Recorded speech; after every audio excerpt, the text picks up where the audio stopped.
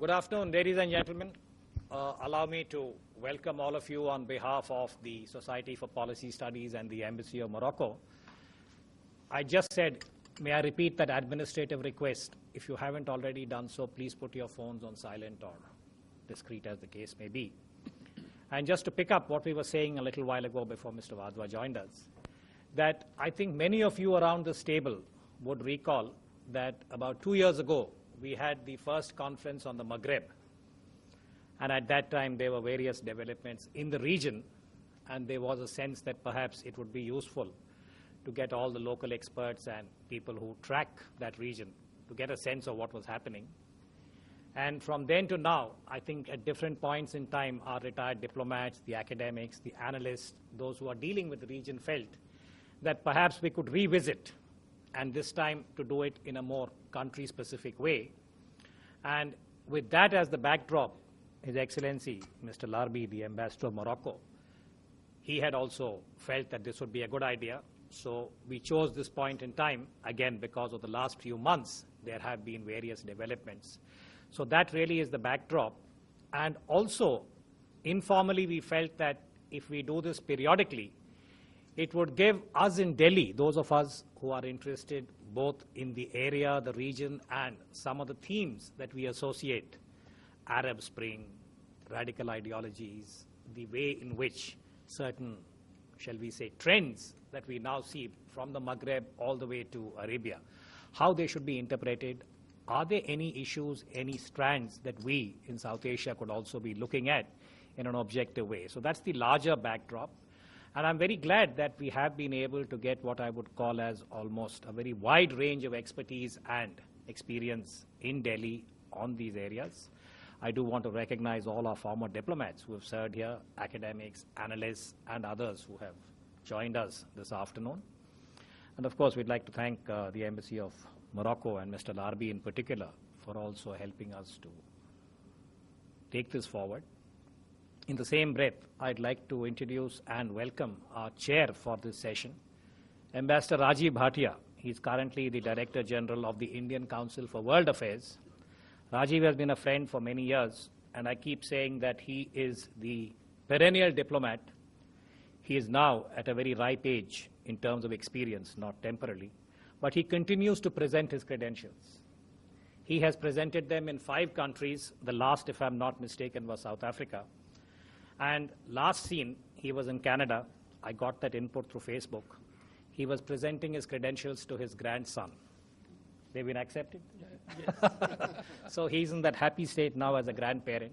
He will be chairing this session for us, and we're also very glad that we have Mr. Anil Wadhwa, the Secretary of the MEA, to be with us this afternoon. You know the kind of pressures on time as far as senior officials in the MEA are concerned. So, Anil, Mr. Wadhwa, very glad that you could be with us. So, on that note, what I will do is to hand over the session to Mr. Bhatia, and then Ambassador Larbi will speak first. Rajiv sir. The Moroccan Embassy, therefore to Ambassador Larbi Refu, for organizing this event of extraordinary importance. Why I describe it as such is because clearly, as we can see in course of the last few weeks and the happenings in Delhi and other parts of India, the spotlight is back on what we know as West Asia or Middle East, and what we oddly enough in the government circles still call as WANA, West Asia and North Africa. And therefore, while we are hearing a lot about the heartland of WANA these days, it's equally important, especially for an audience of this kind, an audience of specialists, to keep putting the focus and dissect very closely some of the areas that may not be receiving all that much of attention. So I'm very happy that SPS has thought of this subject, this topic, and I'm really impressed that they have been able to gather together a very good galaxy of scholars and people interested in the region. I would first like to briefly mention about the two main speakers of this opening session. In terms of Ambassador Larbi Rifu, whom I think all of you know, we have a proactive ambassador from a region which remains very important for India. A proactive ambassador, but also a very friendly soul. And at the same time, a true professional with 4 decades of diplomatic experience. Presently, he is not merely ambassador to India, but also to Sri Lanka, Nepal, Bhutan, and Maldives. So maybe one day, actually, we should hear him talk about South Asia rather than only his own country. So, Ambassador, thank you very much for all your help, and we would be looking forward to listening to you very carefully. In our special guest, Shri Anil Badwa, Secretary in the Ministry of External Affairs, we have indeed a very gifted diplomat, someone who has immense responsibilities on his shoulders. He is looking at a region which stretches somewhere in Libya and Morocco and goes all the way to almost Japan, Australia, and Fiji. Of course, probably South Asia is not what he handles, but it really, is amazing to note how much a single officer can, look at in terms of a very important chunk of the globe. So we would be very keenly looking forward and knowing him. When he comes with thorough research, and so I think after you would have heard him, you would really wonder as to what there is left to say. Dear friends, by way of introducing the subject, which also is the chair's responsibility, I would not pretend at all to be an expert on Morocco. In fact, I have not even served in Morocco, but I have been close enough. And here I think, as Uday explained, we need to focus on 2 or 3 facets in particular. One is the larger regional perspective. I think it's now become fashionable among our scholars and visiting Arab scholars and international scholars to say that the Arab Spring is dead, that the Arab Spring has failed. I would submit that they are not looking at areas where in fact it has succeeded. And the country we are going to discuss today is a prime example where the Arab Spring has been successful reasonably. People talk about radicalism and extremism in Muslim countries, but once again they forget that there is Morocco, which certainly on the whole belongs to the tribe of moderate Muslim countries, and we would be hearing a lot about this from the experts. The second issue essentially would be, and this is what probably would be very close both to the representatives of the Indian government and Morocco, and this question is of the nature of the bilateral relationship and where exactly is it heading. Now we would be hearing adequately about exchange of visits and the challenges and prospects on the economic side. I shall not go into that. But I would like to conclude my opening observations by saying that perhaps we need to create the spirit of Ibn Battuta, the one person who is considered as a very strong bond between India and Morocco going back to roughly about 500 years back, over 500 years back. Now here was a young man, and let us imagine it for a minute, 21-year-old, who is all set to leave his hometown of Labala in Morocco, and he's basically going to, as far as I know, for pilgrimage to Mecca. But he then goes and spends the next 24 years in what we now regard as West Asia, Central Asia, South Asia, Southeast Asia, China, and later Horn of Africa, Eastern Africa, and parts of Europe. So, in other words, the world as it was generally known then, here is a man who traveled and who linked all of them, and then he left a huge amount of treasure of knowledge in his accounts, in his travelogues. Some of them are not considered to be totally his, but still. And so, through him we can learn about India itself. And therefore, if we could create and infuse ourselves with the spirit of Ibn Battuta, I think we can look at India-Morocco relations in a very refreshing manner. So with these words, let me request first speaker, Ambassador Laribi Rafu, to address us, and after his presentation, we would be naturally requesting Secretary Mr. Anil Wadhwa to share his reflections with us. Thank you very much. Thank you very much for giving me the floor. Excellency, Mr. Anil Wadhwa, Secretary East of the Ministry of External Affairs, Mr. Rajiv Bhatia, Director General of ICWA, and dear friend, distinguished guests, ladies and gentlemen.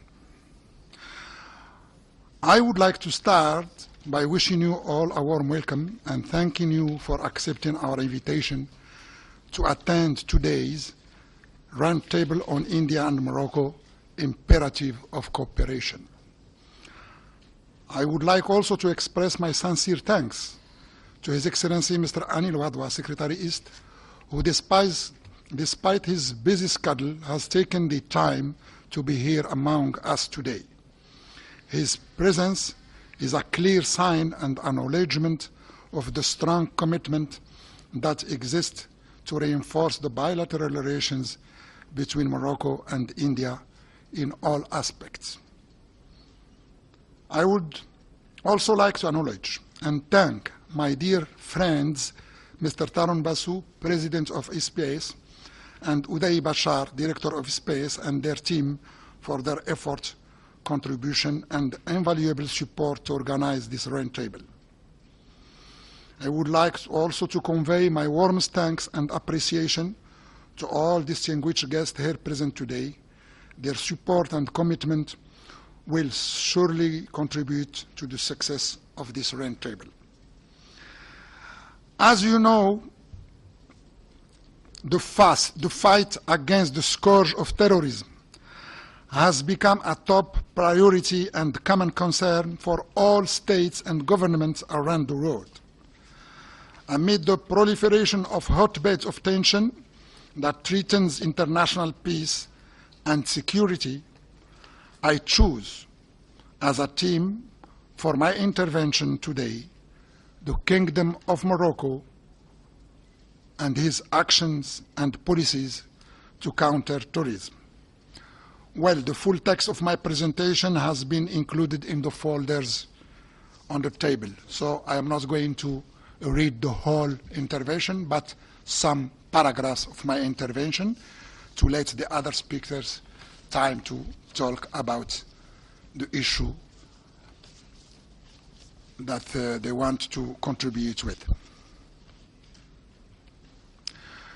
Unlike many of its neighbors, Morocco has experienced few terror attacks in recent years and remains a bastion of stability and prosperity in a turbulent region. In fact, Morocco's program to combat the root causes of terrorism are hailed as some of the most innovative and successful in the region. Its approach is based primarily on strengthening security governance by improving the institutional and legal framework, as well as on the development of capacities in terms of anticipation, prevention, investigation, and border surveillance. Morocco has also restricted the religion field in order to immunize people against extremist influence which are alien to the specificities of the Islam practiced in Morocco, which advocates moderation and tolerance, given great importance to training and education, promotion the role of mosques, and the mastery of fatwa process. Morocco was itself a victim of terrorism attacks that killed many innocent people in May 2003 and April 2011. Hence, Morocco tries by all possible means to fight against this international phenomenon on the national, regional, and international levels and prevent terrorists from preparing, financing, or implementing acts from its territory. Its actions include many and mainly regional and international cooperation and intelligence sharing, anti-terrorism law enforcement, implementation of development projects and political reforms, and the promotion of moderate Islam and the restructuring of the religious field. What Morocco is doing in the regional and international cooperation and intelligence sharing. As regards regional and international cooperation, Morocco convinced that the scourge of terrorism can't be eliminated without collective and concerted action by all countries. He has engaged in a very responsible way in the international community's counter-terrorism initiatives. To that end, Morocco has set up many partnerships, both bilaterally and at the multilateral level, focused on capacity building and intelligence sharing. Morocco called on the international community to share responsibility for preventing terrorism, noting a set of initiatives that Morocco has recently undertaken to this end. Under the leadership of His Majesty the King Mohammed VI, the country has 4 years trained imams in moderate, tolerant Islam. 3 years ago, Morocco extended the program to foreign imams to many countries in Africa and some in Europe, among them France and Belgium lately, and from South Asia. The latest one asking for a cooperation in this field, it's the Republic of Maldives. Morocco also emphasized the importance of including women and youth in the counter-radicalization effort, remarking that the human dimension must be at the center of all counter-terrorism efforts. And these efforts appear to be paying off. Over the past 12 years, Morocco has disrupted and dismantled more than 130 terrorist cells. Very recently, on 31st of March of this year, Morocco has taken the initiative to establish at the UN in New York a group of friends on counterterrorism consisting of 30 countries, including India and the 5 permanent members of the Security Council. The aim of this group is to create synergy between all initiatives implemented within the UN, promote international cooperation in combating terrorism, and share and exchange good practices in the fight against this scourge that threatens international peace and security. The group will serve as an informal and flexible space to discuss, coordinate, and give impetus to UN activities in the field of fight against terrorism. The creation of this group was welcomed by all the ambassadors of member countries, who see it as a step in the right direction, saying that this group can play a leading role to consolidate the initiatives and efforts of various UN bodies in the area of counter-terrorism. In addition to the 5 permanent members of the Security Council, this group is a representative of the 5 continents, and it's composed of African, European, Asian, Latin American, and Oceanic countries. The group will meet once a year at the ministerial level on the margin of the General Assembly of the UN, and every 2 months at the level of permanent representatives accredited to the UN in New York. Counterterrorism law enforcement in Morocco. Concerning legislation, in 2014, Morocco introduced an amendment to its existing anti-terrorism law.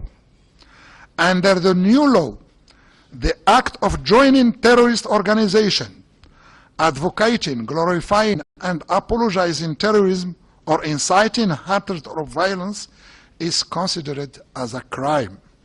This law also extends the jurisdictions of the national courts to prosecute terrorist crimes, whether those crimes are committed within our outside Moroccan national territories. This amendment to the penal code were indeed timely and very much needed to counter the offensive propaganda targeting young Moroccans. Development projects and political reform.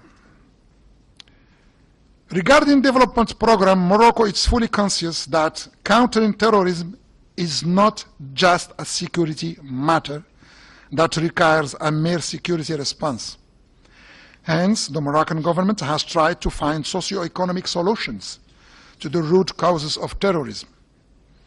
So, the Moroccan government tried to counter the appeal of extremist messages and ideologies, especially among the poor and disadvantaged, by improving health care and providing job training to jobless people, expanding rural infrastructure, and improving the overall livelihood of Moroccans. Therefore, in May 2005, His Majesty King Mohammed VI launched a rural and urban development initiative called the National Human Development Initiative. Political reforms. As to the political reforms, the Moroccan government also considers political reforms and increased attention to human rights issues as important components of its effort to combat the root causes of terrorism. The main achievement in this area was the establishment of the National Council of Human Rights, an institution aiming to consolidate the commitment of Morocco regarding the protection of citizens' rights and freedom. Its role is to observe and monitor the situation of human rights at the national and regional levels, investigate abuses, prepare and publish yearly reports on human rights, and even intervene to prevent any possible human rights violation. Well, among other reforms, Morocco also set up the Central Authority for the Prevention of Corruption in 2008, a body whose mission is to coordinate, supervise, and follow up implementation of anti-corruption policies, collect and disseminate information in this area. The new Moroccan constitution, adopted by a referendum in July 2011, also confirmed this choice of a democratic and a modern society that respects human rights, enhances equality of gender, plural identity, good governance, and the rule of law. And I think the most important field that Morocco found a real success, and now it's an example for a lot of countries, it's the promotion of the moderate Islam. Regarding the promotion of moderate Islam, Morocco, convinced that extremist jihadists derive inspirations from distorted theology, was a pioneering country in countering the jihadist ideology at home by the promotion of the traditional school of Maliki Islam law. It does this through various religious reforms, including upgrading places of worship, rehabilitating those who have been convicted of a terror-related crime, etc. A lot of initiative. As a part of Morocco's effort to promote religious moderation and tolerance in the region, this program was upgraded to the status of an institute for the training of imams, murshidin or murshidat, male and female religious guides, which was inaugurated 3 weeks ago by His Majesty the King.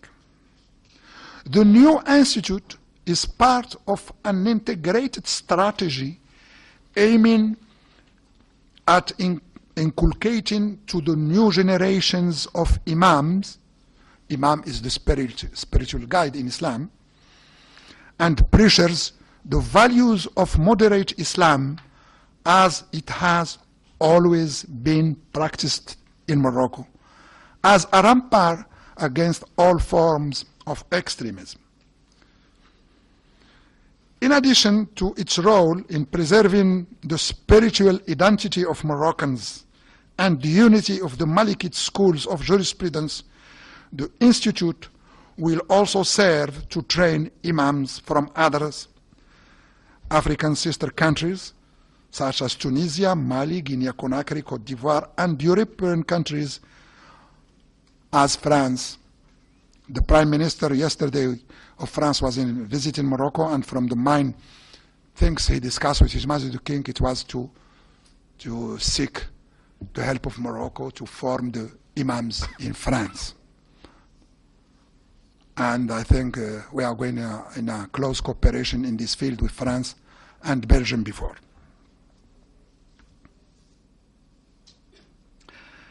I think terrorism now, it's a real plague. Nobody can say that he is safe. No country can say that he's safe about this plague. And for that reason, and to conclude, the government should focus on empowering and building capacity among their citizens to provide a counter-narrative to extremism, and noted that despite Morocco's success, the fight against extremism is not yet won. But we are working among the nations of the world to deeply cooperate in this area, and we are doing the same with India in many fields, in exchanging information about that, and the services are always cooperating among themselves about this issue, special issue. Well, this is the why I have chosen this team, because I think we ambassadors always we talk about cooperation, economic, social things, etc. But I think the moment now it's to talk about issues that concern everybody, every countries. And this plague now, it's going so fast that we need to cooperate between us to exchange information and to help each other to fight this plague, this terrorism. Well, in the economy field, the Deputy Chief of Mission, Mrs. Boutain Al-Kardoudi, she is going to talk about the economy and the relationship in the field of economy between Morocco and India.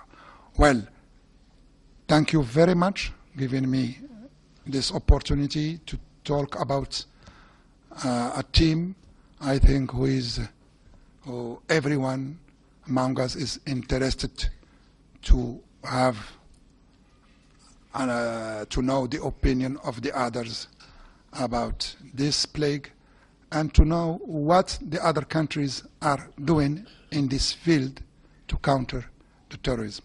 Morocco now, hopefully, is doing well. It's a stable country in the region. And I think the number I told you, 130 cells, it's not easy, but it was because the cooperation of Morocco with many other countries to fight this plague.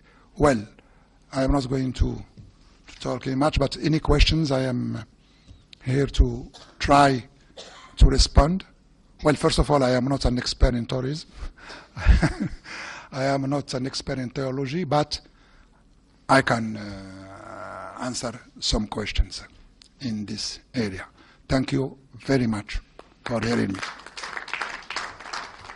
Thank you very much, Ambassador. I think in your very concise and yet very deep presentation, you have already struck a chord in the hearts of your audience. I think your two central points, Morocco's commitment to counter terrorism and Morocco's deep interest and commitment to promote tolerance and moderation in Islam. This is something very significant. I can almost say this is music to the ears of your Indian audiences. And certainly we would have much to reflect on this. It certainly should represent, to my mind, a potential strong bond between our two societies. Thank you. Dear friends, now let me invite Secretary Badbar to deliver his keynote address at this very important roundtable on India and Morocco, imperatives of cooperation. Thank you very much. Excellency Larbi Rafo, Ambassador of Morocco and distinguished audience. Let me first of all commend the Society for Policy Studies and of course the Moroccan Embassy for selecting a subject which is of great topical interest. And I believe it's important for not only the policy makers but also experts and researchers, other stakeholders from India as well as Morocco to brainstorm with a view to developing our knowledge and also coming up with some viable policy options. And I believe it is also important for us to situate the growing engagement between India and Morocco in the regional context of the Maghreb and the Sahel, so as to recognize its strategic framework. I would first of all postulate that the Maghreb and the Sahel region is a strategic region today.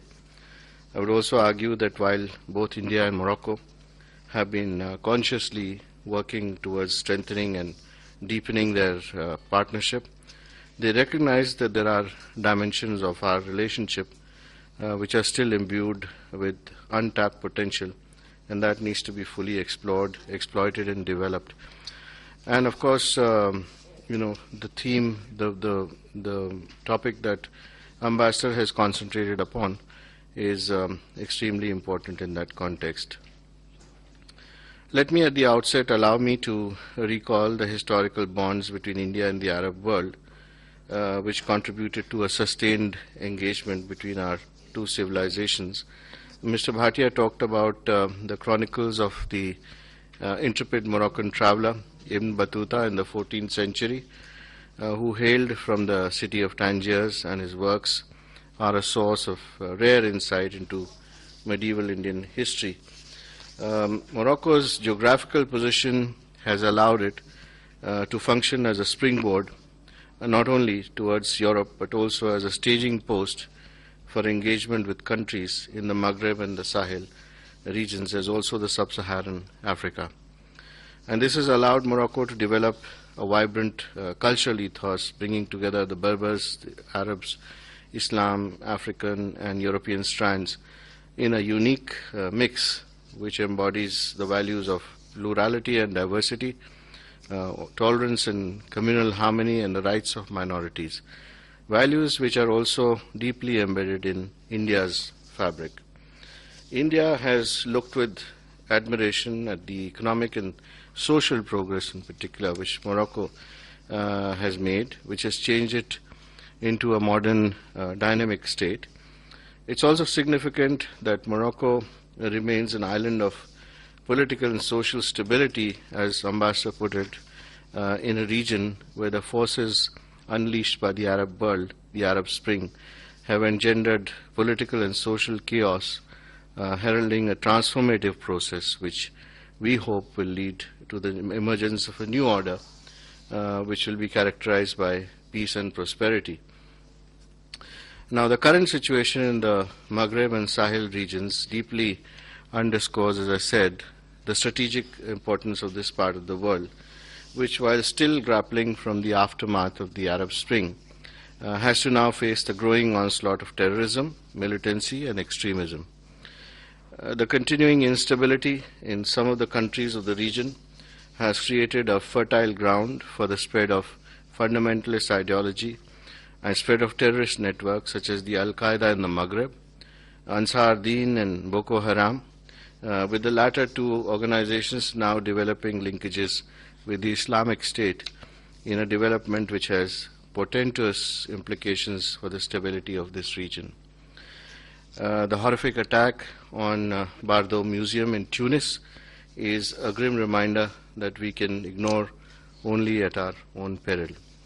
So it is in this context that it is important for India to work together, not only with Morocco, but other countries in the region, to develop a common approach and a joint strategy to fight the scourge of terrorism. And both India and Morocco are not strangers to repeated terrorist incidents which have strengthened our resolve to fight this menace through not only bilateral but also regional and international cooperation. We speak with one voice of their determination to fight terrorism in all its forms and manifestations, a phenomena for which there can be no justification whatsoever. The creeping forward march of terrorist outfits such as the Islamic State in the Maghreb and Sahel regions cannot be arrested and reversed with a merely security approach. And it is important that to recognize that the Islamic State seeks to capture the hearts and minds of the vulnerable, all the vulnerable sections of the population, which makes it imperative for us to pose an ideological challenge by emphasizing the values of plurality, of diversity, religious tolerance and moderation, values which both India and Morocco subscribe. Just now the Ambassador dwelt at great length on this initiative that Morocco has taken. Let me recall that during my own visit to Morocco, this happened in December 2014, I noted with admiration Morocco's efforts to propagate religious moderation and tolerance by actively engaging the imams of several countries of the region through innovative training. And this is what Ambassador has referred to just now as well. And I believe it is important for India and Morocco to work together to develop stronger cooperation in the fields of counterterrorism and intelligence, so as to develop efficient mechanisms for real-time exchange of information and also the flow of terrorist financing. The setting up of a joint working group on terrorism between India and Morocco, I think, can no longer be postponed. We've been talking about it for a very long time. Conclusion of an extradition treaty and a mutual legal assistance treaty on criminal matters would also facilitate our endeavor. And I referred earlier to the recognition in our friendly countries of the immense potential that exists in taking our relationship to a qualitatively higher level. This would be greatly facilitated by sustained high-level interaction, of course, between the political leadership of the two countries. And I recall that there was a visit way back by Prime Minister Atal Bihari Vajpayee, that was 1999, and then the visit of His Majesty the King Mohammed VI to India in 2001, as also the visits by Prime Ministers to India from Morocco in 2000, and also that needs to be built further upon, because these visits are now almost forgotten. Many years have passed since that has happened. Most of you would be aware of the fact that King Mohammed VI, apart from his visit to India in 2001, had earlier come to New Delhi for the NAM summit, and that was again way back in 1983 as the then Crown Prince, and subsequently visited India twice again in his private capacity. Of course, there is a desire of both of us to develop these bonds of bilateral partnership, but also I think it's very important, as was evident with my meetings with both the Foreign Minister, Mr. Saladin Mazur, and the Minister of Trade and Economy, Mr. Muleh Hafid Al-Alami, that the high-level visits have to be maintained, and also the space between them has to be bridged. Now, as we move forward, it will be important for India and Morocco to bolster their economic and commercial exchanges, and I know that the Minister Councillor in the Embassy would be covering this topic later on. But from my side, let me just say that the current levels, of course, they are satisfactory, but they can easily be augmented through concerted efforts. Trade has risen from $361 million in 2000 to about $2 billion in 2011, before we had the negative impact of the global economic downturn, and that again brought it down to $1.4 billion in 2013. So we have a phosphate-centric nature in our trade, and that needs to be broadened to a more composite exchange by adding non-traditional items. While the governments can play a role, a facilitating role, it's imperative for the private sectors, companies of the two countries, to interact with each other on a more frequent basis, and that can only be done if there are more business delegations to each other's countries, participation in each other's exhibitions, and also holding business events. The Joint Business Council, which exists between us, and that exists between CIA and the General Confederation of Moroccan Enterprises, that needs to adopt, in my opinion, a more proactive approach, and to interact regularly on an annual basis rather than only when the bilateral joint commission is held. Now, the next joint commission meeting in Morocco is later this year, to be co-chaired by the commerce and industry ministers of the two countries. Of course, that will provide a boost, it always does, to our efforts to strengthen economic and commercial ties, but I think the businesses should also make use of this opportunity to utilize the opportunities that exist between us. Now, in the realm of investment, the successful joint venture in the field of phosphates in Jorf al-Asfar stands out as an example of what the corporate sectors of the two countries can achieve together. Morocco remains the largest holder of phosphate reserves in the world. It's also the largest exporter of phosphates, and it should be possible for the two countries to strengthen our partnership in this field so that Morocco emerges as a stable and also a long-term supplier of phosphates to India's growing agricultural sector.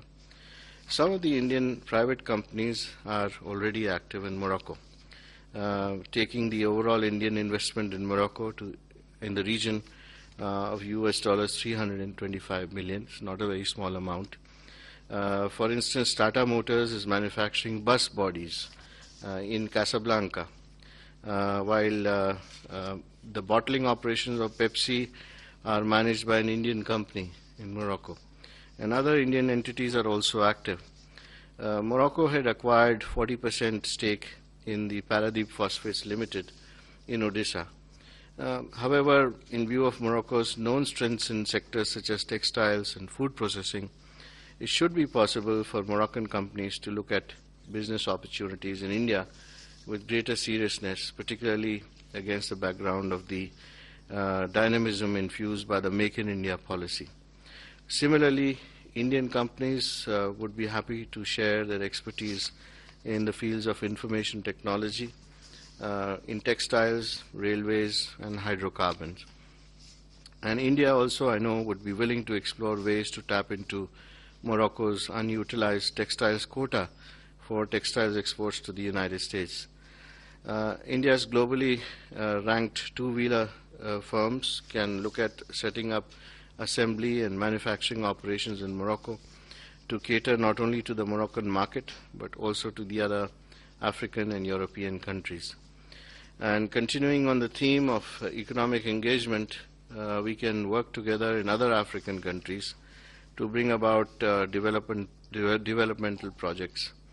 We have some projects as far as India is concerned under the IAFS, particularly in Francophone countries, and those may lend themselves more easily to triangular collaboration with Morocco, which I am aware has its own model of delivering developmental aid to countries in Africa. People-to-people and cultural contacts provide a very firm foundation for any bilateral relationship, and it is quite gratifying, therefore, to note that there is a strong and abiding reach of Indian cinema in the Arab world in general, and in Morocco in particular. And some of you would be aware that the Marrakesh International Film Festival commemorated the 100 years of Hindi cinema in December 2012, even before we did so in India. Indian feature films are regularly screened at every single edition of the Marrakesh Film Festival, even as the offerings of satellite channels such as Zee Aflam and Zee Alwan, by way of dubbing and subtitling Hindi movies and serials, enjoy abiding popularity as well.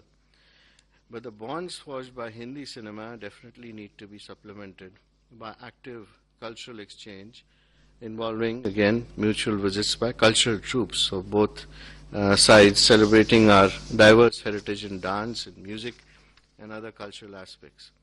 Tourism on both sides needs to be actively encouraged, and in this respect we have already invited Moroccan Tourist Board to consider setting up an office in India. I got a very positive response on that when I was there in December, and I hope that will happen very soon. A liberal visa regime needs to be practiced by both countries to facilitate the flow of people both ways. In the same spirit, it's important to tackle what I would call the knowledge deficit that exists among the people of our two countries about each other. This would involve active cooperation between the media agencies of the two countries, visits by journalists on both sides, as indeed has been done by India, which has invited Moroccan journalists from time to time, and the greater presence of our students in each other's countries, and more importantly, regular interaction between the academia. So therefore, a seminar like this, for instance, which I believe is very rare, and that's why when I saw this topic, I said I must come and attend this, because it's hardly ever that one goes to an India-Morocco seminar. And I wonder how many of you, for instance, have attended one over the past few months. Or years. Now, it should be possible also to set up academic chairs in universities in both countries to encourage studies and research on topics and subjects which are of mutual interest.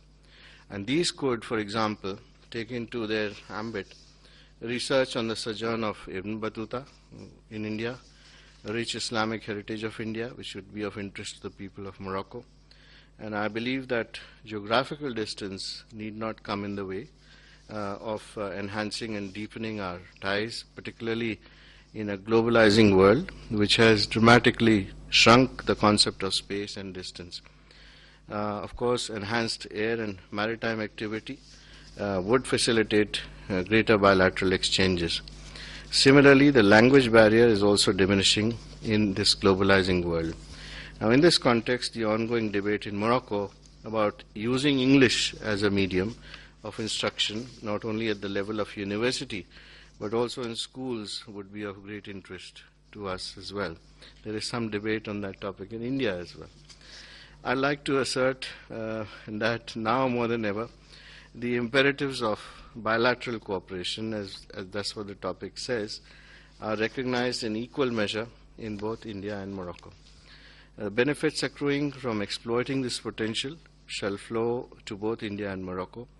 I believe that the Kingdom of Morocco can profitably look at the host of economic opportunities provided by the accelerating growth in India. India has an attractive market, there is availability of skilled manpower, the stability of its democratic polity, and our own strategic location are all facets of the overall India narrative, which the rest of the world, including the major countries of the world, as well as a wide array of developed countries, have found difficult to resist. Now, India is open for business, more so now, and Moroccan businessmen would find in India a credible economic partner Similarly, the sharing of India's own developmental expertise as well as the experience generated from its decades-long battle against terrorism can form an integral component of our growing partnership. So in this respect, our bilateral partnership can contribute to the stability of the Maghreb and the Sahel regions. Let me now conclude by saying that both of us, India and Morocco as countries, which have historically enjoyed friendly relations, can easily come together to work concertedly towards a qualitative upgradation, I would say, of their bilateral engagement in order to realize this untapped potential. This would be incumbent upon us, especially in the context of the developments in the Maghreb and the Sahel, which directly impinge on regional and global security and on the well-being of our people. And lastly, as this roundtable now gets underway, and I hope we'll have some very interesting discussions, let me invite you to put your focused attention not only on the imperatives of cooperation between us, but also to broaden your deliberations to encompass the strategic elements of the regional situation in North Africa and the Sahel. And I wish you all success in your deliberations and your conclusions. Thank you. Thank you very much, Secretary Badwa. I have to really compliment you for a very comprehensive presentation. And I think I have to compliment the Moroccan ambassador as well, because he invested in ensuring that Secretary traveled to Morocco just a few months back. And I think that fact is reflected in what he has to say to us. In fact, it would be a very big challenge for the scholars gathered here to try to give any additional suggestions over what he has already said. I don't wish to summarize it, but I think the takeaways, at least to me, are very clear. There have to be more political level, high political level interaction. Economic has to be diversified and expanded. Soft power linkages have to be developed. And the foundation of commonality, which is now there in terms of a steadfast commitment to counter-terrorism and promotion of moderation in religious matters, something which is going to be a real strong bond between India and Morocco. And I think the last point that you made, that was very relevant. While focusing on Morocco, and that is the intention in the afternoon today, nothing really should prevent us from at some stage discussing a little bit more the larger situation that is emerging here. Dear friends, this is the inaugural session, and therefore it is not at all necessary for us to drag this into the question-answer session, but I wish to assure you that there would be ample time provided for questions and full-scale interactive session as well. So I think I would now like to once again thank our two very eminent speakers who have set the stage, and I think I would like to now thank all of you and then hand you over to Shri Uday Bhaskar. Thank you very much.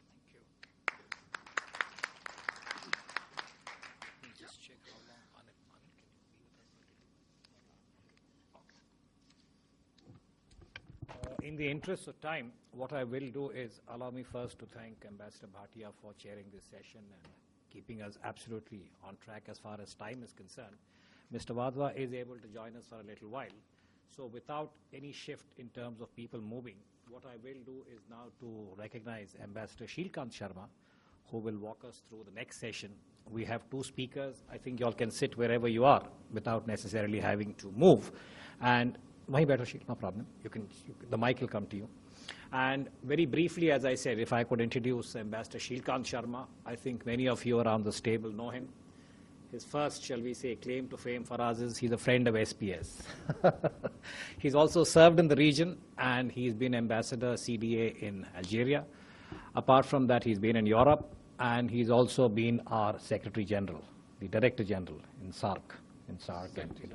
So a very wide experience, and I had requested him to chair this particular session. We're on a tight timeline, the only reason being that I wanted enough time to make this interactive towards the last session when I think we'll be able to engage all of these. Sheil, on that note, may I request you to conduct the proceedings? Your Excellency, Secretary East, Director General ICWA, Uday Bhaskar, sir, and the distinguished audience. This inaugural session has actually ushered us into this Indo-Moroccan dialogue. We are now getting into some of the very sensitive areas of the spirit because security and radicalization in our context actually goes deeper into the area of the spirit. And as the ambassador said in his inaugural statement, how Morocco has been dealing with the threats to security and the impact of radicalization, like the wise old men of the East. In Morocco, the whole approach has been through depth of understanding, through moderation, and through learning and expansion of constructive knowledge. And his detailed expose was really very inspiring.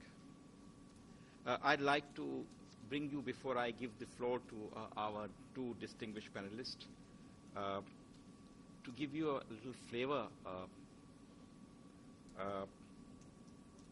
Dates, fried figs, almonds, and walnuts, with a hint of freshly squeezed orange and grapefruit juices, an aroma of incense rising. And as the twilight approaches, an enormous open area which could be a gourmet's delight. Distinguished audience, this is a slice of Marrakesh, and it could be anywhere in Old Delhi, it could be in Algiers, it could be in Istanbul, it could be anywhere in the South Asia or Middle East. But this captures the picture of the old and at the same time new, because the youth that flock into these open spaces are the present generation. Morocco actually connects with the old and the new. And whenever I talk about Morocco, I remember my travels to that fabulous country, and going down all the way to Marrakesh. The Marrakesh Film Festival has been mentioned. So the topic before us is response to radical ideologies, Morocco and the Maliki school, and the other is radical ideologies to the Arab Maghreb region. Both of these delve deep into the fountains of spirit which are there in Morocco. It is a country which represents to India a certain stability which otherwise had been eluding the Middle East for a half century. Most of that half century, Morocco has been able to provide a beacon of wisdom and stability. The present king and his father were held in high esteem, and it is immensely satisfying to hear from the Moroccan ambassador how they are looking at the question of terrorism. Before I give the floor, I'd like to mention that when in 2002, 2003, there was this whole idea of the Americans attacking Iraq. There was a division between old and new Europe, and the Rumsfeld, who was the Secretary of Defense, dismissed the opposition of France as saying, this is old Europe and the new Europe is with us. I always remember, even then and now, that if you were to look at Middle East and talk about old Middle East, which talks about stability and which understands what these things mean, I would say Morocco is on the highest echelon there. So with these words about Morocco and Al-Maghreb, I'll now give the floor to Ambassador Ishrat Aziz, who knows this region like the back of his hand. He's been there for a very long time. He served in Morocco, he served in Saudi Arabia. He's a man of few words, but very deep knowledge. So I hope his presentation would bring you to some very interesting insights about the Maliki school and Morocco. His paper has already been circulated, so I suppose you would have had a look at that paper. That can actually whet your appetite. And anyway, you know, time is something very treacherous. When others are speaking, it slows down, and when you are speaking, it seems to accelerate.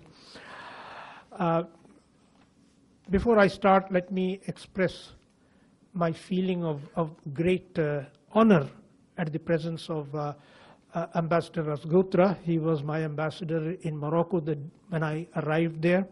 He had been there since 1967, sir, and I arrived there in January, very cold January evening of 1969. I'm here not only because of my association with Morocco, a country that I have admired, but also because of Ambassador Larbi Rafu, whom I met in Brazil first when I was on a visit in 1995, and then he was still the ambassador when I became ambassador to Brazil in 1996. And of course, I'm here because of the persuasive power of Uday Bhaskar. Now, and I'm also here because the subject he mentioned interested me. And my subject is rather scholarly. I don't know whether I have those scholarly capabilities. Response to radical ideologies, Morocco and Maliki school. I'm not going to read the paper. I'll present a few points. Response to radical ideologies has to be multidimensional. At the ground level, their activity has to be dealt with effectively through security agencies. At the conceptual level, their ideas have to be defeated with ideas. It has to be shown that their understanding of Islam is flawed and harmful.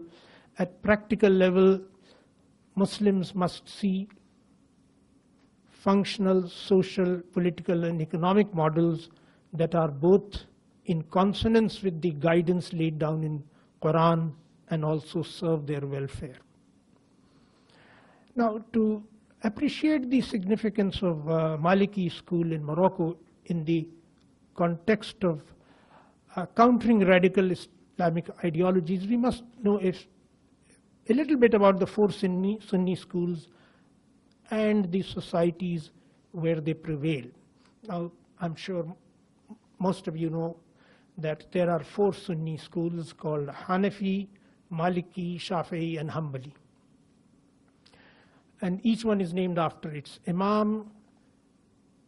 I must point out that these are not sects, but schools of jurisprudence, or fiqh as we say in Arabic. The source of all the schools is the same, Quran, Sunnah, which means Prophet's life or way of life, and Ahadith, which really means his sayings. But there are variations in interpretation.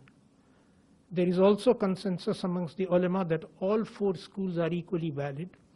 And in fact, there is no compulsion about anyone following one school to remain always, to strictly adhere to that school. I mean, a Hanafi can say, well, I would like on this issue to be judged according to the Maliki precepts. It should also be borne in mind that there is no society which is purely one or the other. You will find mixture of various schools in one society. But the more important thing is this, the way they are distributed. For example, Hanafis are predominant in Turkey, Syria, Afghanistan, Pakistan, India, and Bangladesh. Malikis are predominant in Morocco, Algeria, Tunisia, West Africa, and Nigeria, which has a number of Shafi'is. Shafi'is are predominant in Djibouti, Somalia, Yemen, Indonesia, and Malaysia. And Hanbalis are found mainly in the Arabian Peninsula, Saudi Arabia, Abu Dhabi, and a few other small emirates there. Now, why I'm giving you this distribution, and that is important. The purpose of giving you this, distribution of various schools is to show that the evolution of Islam under various schools has depended a lot on the history, events, and local circumstances. So you cannot just say that, Maliki school everywhere will be the same as in Morocco or Tunisia for that matter. Now, to give you an example, both Turkey and Afghanistan follow the Hanafi school, but there is a world of difference between Turkey and Afghanistan. And similarly, Shafi'i school may be predominant both in Somalia and Indonesia, but there is again a world of difference between Islam in Indonesia and Islam in Somalia. Now, I could go on multiplying examples, but this should suffice. Let me also mention briefly about the Maliki school, because there is no doubt that the Maliki school in Morocco, and even more so in Tunisia, is much more liberal and tolerant than other schools in most Muslim countries. But this is not entirely due to original Maliki school. It has a lot to do with the historical factors that affected the evolution of Maliki school in Morocco and, if I may say so, in Tunisia as well. I've given some details. I'll briefly mention one thing. There are three very old and very well-established Maliki schools, or you could call them seminaries or universities. One is Qayrawan, which is in Tunisia. The town itself was at one time called Qayrawan. It was the capital of the Arab province of Africa. Then there is also a Al-Zaytune Mosque Seminary, or you could call it university, which is based in Tunis. By the way, Qayrawan Seminary was established in 670 AD, and the Al-Zaytune in 731 AD in Tunis. Now there is one Al-Qayrawiyin University, seminary, whatever you call it, in Fez, in Morocco, which was established in 859. And incidentally, the money provided for this, initial money provided for this university by a lady named Fatima Al-Fihri, daughter of a wealthy businessman. By the way, Al-Azhar University came much later, though somehow it has become much more well known. Now, I attribute the fact that Maliki Islam developed in a more liberal way to one fact, which is that all these places, Qayrawan, Al-Zaytune, and the Qarawin University in Fez, they were all far away from the seat of power, which used to be Baghdad and Damascus, and consequently they could pursue their studies far away from the Caliph and his court, and also they could be in touch with Muslim Spain, which had a strong tradition of liberal thinking. I will not go into great detail about Imam Malik. I read a very interesting article in the context of my preparation for this talk, and there was a lecture by Sheikh Muhammad Al-Tawil, scholar and teacher at Qarawiyin Central Mosque in Fez, and he delivered a lecture in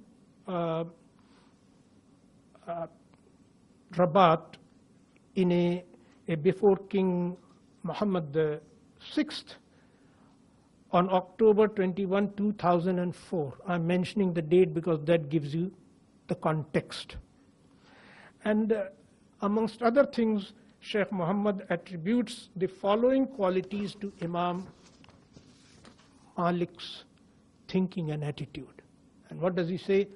These are the basic this is the basic outlook of Imam Malik. Evolutionary renewal, resilience, liberality, moderation, temperance, aim-oriented farsightedness, logic and rationality. And Sheikh Muhammad Al-Tawil gives more details which I will not go into, but there are one or two I'll mention. There is always in Quran a line which says, enforcing good and forbidding evil. Now, according to Imam Malik, there is no obligation to do so in matters where there is disagreement. The implications of this for tolerance is obvious. There is another very interesting thing. One of the Abbasid caliphs requested Imam Malik to codify one fiqh for the entire caliphate. And Imam Malik sort of dissuaded the caliph from this because he realized the implications of trying to have one fiqh for everybody and trying to kind of homogenize various fiqh, and the implications this would have for friction and even conflict. There are other things about Imam Malik here which I will not go into, but I will now move to Morocco and Maliki school because that's our main concern. The evolution of Maliki school heritage in Morocco towards a more liberal Islam and governance was aided by a number of factors. And this is important because I constantly am saying that a lot depends on the circumstances and history. In this evolution, the Moroccan ruling family has had an important role.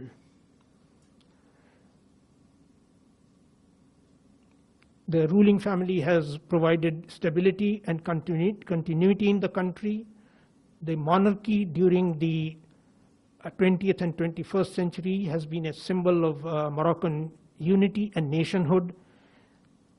By the way, King Muhammad V, that is the grandfather of the present king, was deposed by and exiled by the French from 1953 to 56, and he inspired the Moroccan struggle for independence from France. And there is another important point. You must remember, Moroccan army, unlike armies in Egypt, Iraq, Syria, Algeria, and Libya, never took part in the governance of the country, or never took over, I should say, the governance of the country. The Moroccans have thus escaped the scourge of military, coup d'etat and all that it brings, bloodshed, harsh ruthlessness, authoritarianism, large-scale incarceration, or dispatch of regime's opponents. The strong, by the way, Sufi tradition in Morocco has also made its contribution to the tolerant Islam. Now, Morocco's response to radicalism has been multi-pronged. It has carried out, by the way, family reforms, political reforms to which Ambassador Rafour referred. It has carried out attempts at economic betterment, so that because it was found that there is a clear correlation between what you would call areas of poverty and extremists. So all that has been done. I may just mention briefly about the political reforms, that they have been substantial. Let us remember that they have been substantial, and that one thing that we can say about as a result of these reforms is that it has shown that the party which came to power is an Islamist party, moderately Islamist party, but they have carried out the governance of the country in a very pragmatic way. So here is a lesson that if you want to preempt extremism, the best way is to carry out reforms and give the Islamists a chance to try to carry out their their program. Obviously, the time has accelerated. Economic reforms I will not go into. There have been attempts. Theological response to this challenge. Ambassador Rafu pointed out how they are trying to modernize the, how should I say, the talks that imams give on various occasions, especially their Friday sermons. Lots of imams are being trained. But the most interesting thing is this, what again Ambassador referred to, murshidat. Now murshidat are lady, you could call them lady guides. Yeah, so that program is there. So all in all, how should I say, undoubtedly Maliki school as it has evolved in Morocco is a viable answer to radical ideologies. For its effectiveness at the practical level, Morocco combined it with social, political, and economic reforms. That's important. Morocco can play a significant role in countering radical ideologies in West Africa because of its historic links with the region. It has had a historic relationship, and that can be very valuable in trying to counter radical Islam in that area. Thank you very much. Thank you, Ambassador Aziz. I would refrain from trying to paraphrase or summarize what you said. It was a very interesting insight. So without much ado, I'll request our next speaker. And he is going to talk about radical ideologies in the Maghreb region. Zikrur Rahman has made a name for himself again as a scholar. He is in Jamia Millia and he handles the Indo-Arab Center. We have in the Foreign Service known him for a very long time for his insights. So over to you. Thank you, Chair. And thank you, Ambassador Larbi, for inviting me to speak here. In fact, this subject is very wide, very big. The radicalization of Arab Maghreb. So I think in 15 minutes I will not go into the total Maghreb area. I would try to leave Algeria, which all of us know, FIS and GIA and what other happened in Algeria.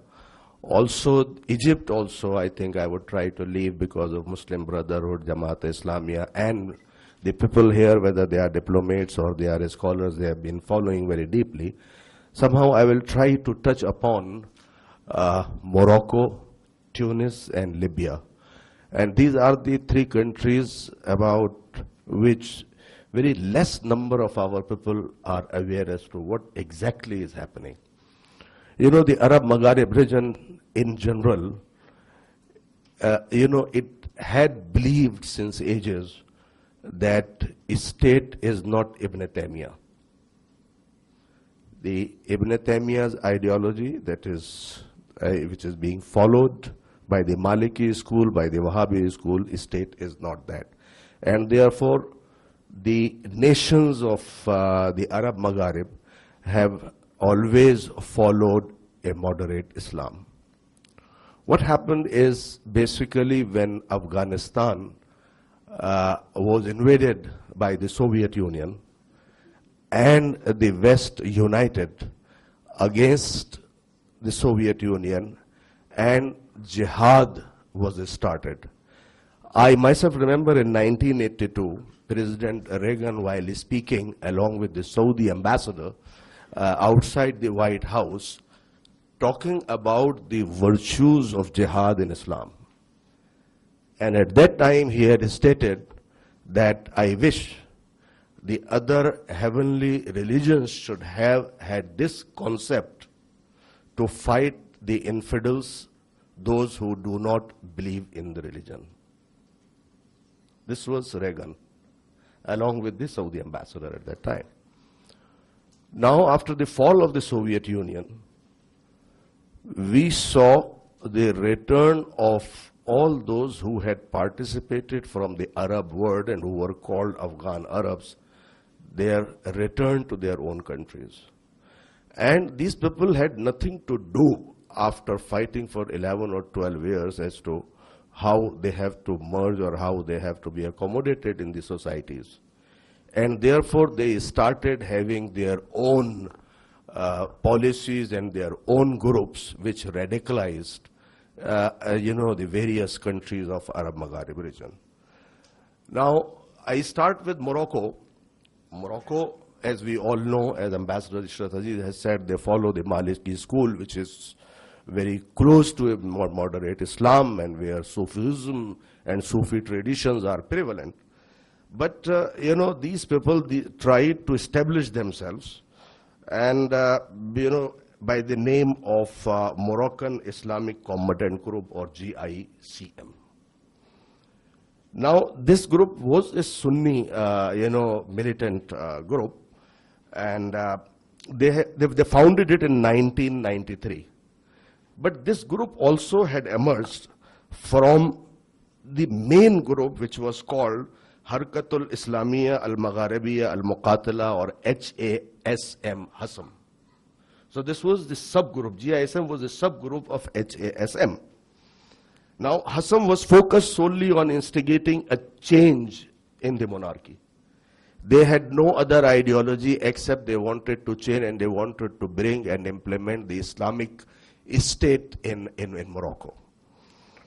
Now, we see that, they remained relatively invisible, but they tried to come up with certain, actions that they had been taken.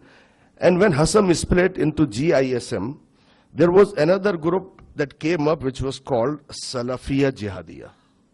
And this Salafiyya Jihadiyya was basically, the ideology was from Afghanistan and from those Salafis who had fought along with Bin Laden and along with the Al-Qaeda members. And they were the people who were behind the attacks on in Casablanca, in which 43 persons were killed in May 2003. But GICM also, it disintegrated after a large number of their leadership was arrested. Some of them were killed and some of them were imprisoned for a very long tenure. For example, there was this Muhammad al-Garbuzi, who lived in London, and who was suspected to be the leader of the organization in the beginning of 2002. And he was convicted by Morocco in absentia. He was convicted for 20 years. But, initially, UK continued giving him protection. It was only when he was convicted, then only he was imprisoned. And, when the Moroccans gave all proof and all information about his activity and his people's activities in Morocco, which had by till that time following very moderate Islam. Now, when we found that afterwards there was a lull, the Moroccan government had brought a lot of reforms, and basically Morocco government was not corrupt, It is not like the other regimes, whether this was Gaddafi regime or it was Bin Ali regime, they were not corrupt, they were taking care of their own people, there was good governance, and therefore we do not find lot of, resistance to the Moroccan authorities by these radical groups, and they were not successful to establish themselves. It was only, after that there was only one incident that we find in Al-Marrakesh, Al-Hamara, near the Jami Al-Fana or Al-Fana Mosque, which is the basic tourist spot, in which a sympathizer of Al-Qaeda, he was not linked to Al-Qaeda directly, but he was a sympathizer, and perhaps in the social network and on the internet, he had found out how to make a bomb and all those things, and he had made a bomb and he had made an attack in a cafe in which a number of people were killed. After that, we do not find a lot of activities of, radical group, Muslim groups in Maghreb. The Islamic State, or Daesh as we call it, or the Islamic State in Iraq and Sham, or the Khilafat, as they are calling themselves, they do not have any kind of a support in Morocco. And the reason is that the king of Morocco is a direct descendant of the Prophet, and he is being revered. So being a direct descendant of Prophet, there is no popularity amongst those radicals who want to establish themselves, or who want to try to convert Morocco into an Islamic state. I know that there is less time, so I will come to Tunis now. This is what is the situation in Morocco. And as far as Tunis is concerned, and we know that, while in Afghanistan, during the war in Afghanistan, there were a very large number of Moroccans, but they were not the Moroccans of Moroccan nationality. They were Moroccans who were based either in France or UK or outside, who had gone to Afghanistan and participated as Afghan Arabs. And then they came back and tried to, re-establish their link with the Moroccans. Likewise, we find in Tunis also. When in 1990, after the collapse of the Soviet Union, the Tunisians, who were around 2000 to 2005 in numbers in Afghanistan, when they came back, the Ben Ali, who was a dictator, he dealt with them very, very strongly. All those who came back, he had put them behind the bars. And therefore, we do not find, except the one incident, and that was in 2003, when there was a blast in Jerba, and that was also a blast that was done by a Tunisian of French nationality. We had not found any kind of a radical movement inside Tunis. Now, with the Arab Spring and the arrival of Ennahda, what we found that slowly a radical Islam started. What Ennahda party did was that all those who were imprisoned by Zainul Abidin bin Ali, they all were released. When the elections were held, they were not taken back and no action was taken against them. When the Arab Spring started in Syria, Ennahda and the authorities there closed their eyes and they started allowing them to go to Syria to fight. Around 400 to 500 Tunisians had gone to Syria also. And when the opposition started talking about that how these people are going, they closed their eyes only because they didn't want to be branded as anti-Islamists. They had suffered at the hands of Ben Ali, and they didn't want that, also there was a vote bank policy, because they were the Salafists, and Ennahda wanted the votes to come to them also. Therefore, they closed their eyes until a leftist, leader there was killed by these people, and then they realized that the things are going out of hand. And now, in particular, after the attack in the museum, they have started taking action against those Salafist jihadis who have deeply penetrated inside. Now, when they started taking action, these people have rushed to the porous border of Libya. Now, Libya has become a breeding ground. We have Al-Jama'ah al-Islamiyah, which was established in 1940s. When Gaddafi came there, Gaddafi started to control them. By 1980, he had wiped them out. They had an underground organization, but it was not at all, in the open. But again, this happened, when the Arab Afghans, the veterans of the Russian war, of Afghanistan war, when they came back, they started forming, they formed that LIFG, or the Libyan Islamic Group. And LIFG, had 3 attacks on Gaddafi. One was on Bani Walid, Tajura Road, and 2 in 1995 and 96 were the Eastern Province. Gaddafi dealt them very, very, with a heavy hand, and they all were arrested. At that time, around 1,500 Libyans were arrested by Gaddafi, and they were kept inside. what happened is that Gaddafi's West-educated son, Saif al-Islam Gaddafi, was pressurized by the West, particularly by UK, the Prime Minister of UK and France, that look, these people should be brought into the mainstream, and therefore they should be released and they should be brought back into the society. And then an agreement was signed between them and these people were released. Now what happened soon after the Gaddafi's fall, the Qatari arms drop in Libya had worsened the situation in Libya. Now wherever they dropped arms, these went into the hands of unwanted people. And today what we find, that in Libya there are 17 emirates, separate emirates, whether it is, each city has an emirate. And there is no security, there is no safety. It has become a breeding ground for Tunisians, for Moroccans, and for others to come and take refuge and take their support.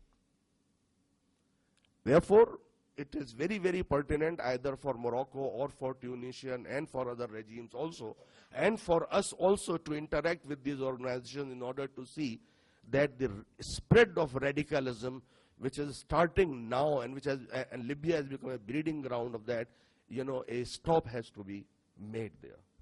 I think, the time is not there, so I will stop here and thank you very much for listening. Thank you, Zikrur. Thank you for keeping to time.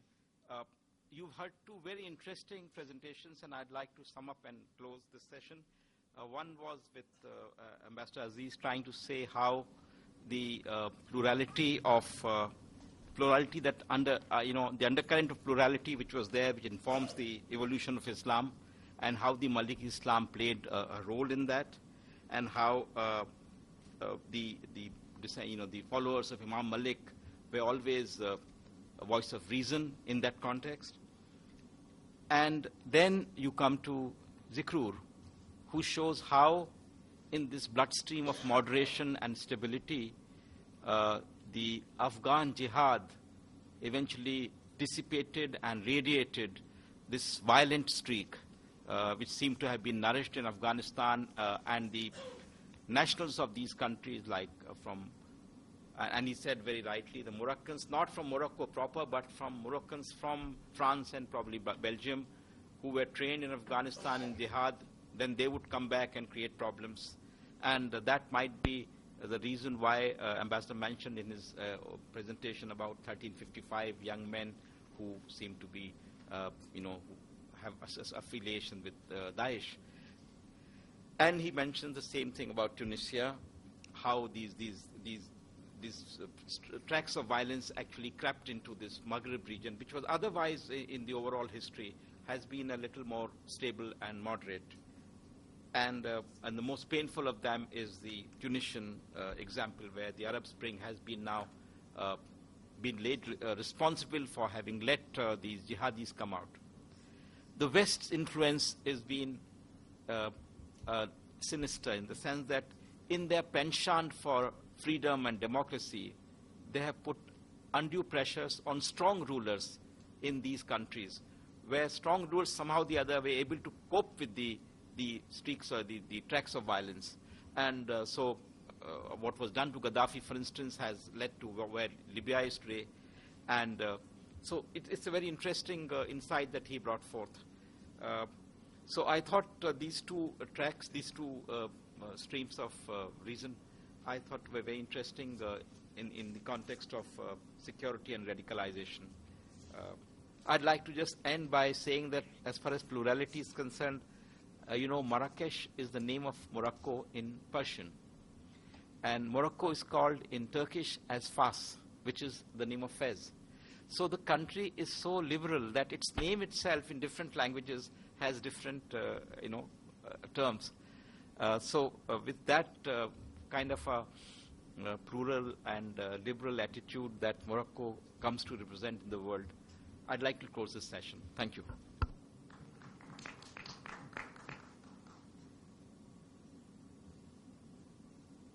Allow me to thank Ambassador Shilkant for, again, I think, chairing this session and ensuring that we keep on time.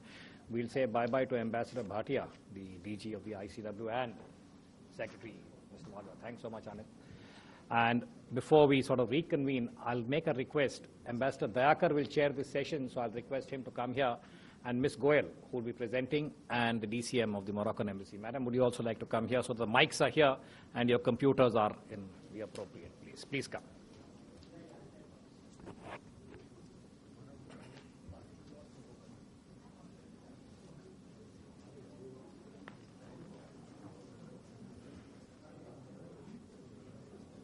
You can come here, madam.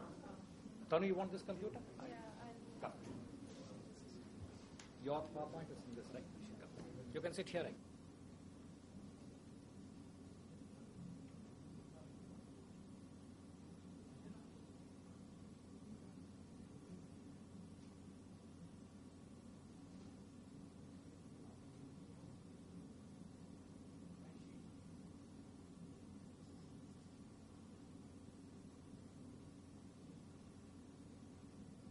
In fact, it is the economic strengths or the currency in the 21st century, currency of power, and it's a cement that binds countries together. We have today with us two panelists, two speakers, Dr. Tanu M. Goel from ICRIAR, Indian Council for International Council or Indian Council? Indian Council for Research in International Economic Relations. It's a premier think tank devoted fully to study, undertake in-depth research on economic issues in India's relations with the various countries, in the regional economic dynamics and so on. And we are very happy to have Dr. Tanu Goel, who has an extensive experience in services, foreign direct investment issues, and retail trade. She has worked on projects for Government of India, Asian Development Bank, European Commission, Konrad Adenauer Stiftung, Indian Trade Commission, among others. And our second speaker is a practitioner of diplomacy, economic diplomacy, Madam Butaina Al-Kurdoudi Al-Kulali, correct? And she is the Minister Counselor in the Moroccan Embassy. As a full-time vocation is her promotion of trade and economic relations between India and Morocco. Before I invite our next speaker, Tanu Goel, I would like to add a few comments on India and Morocco relations.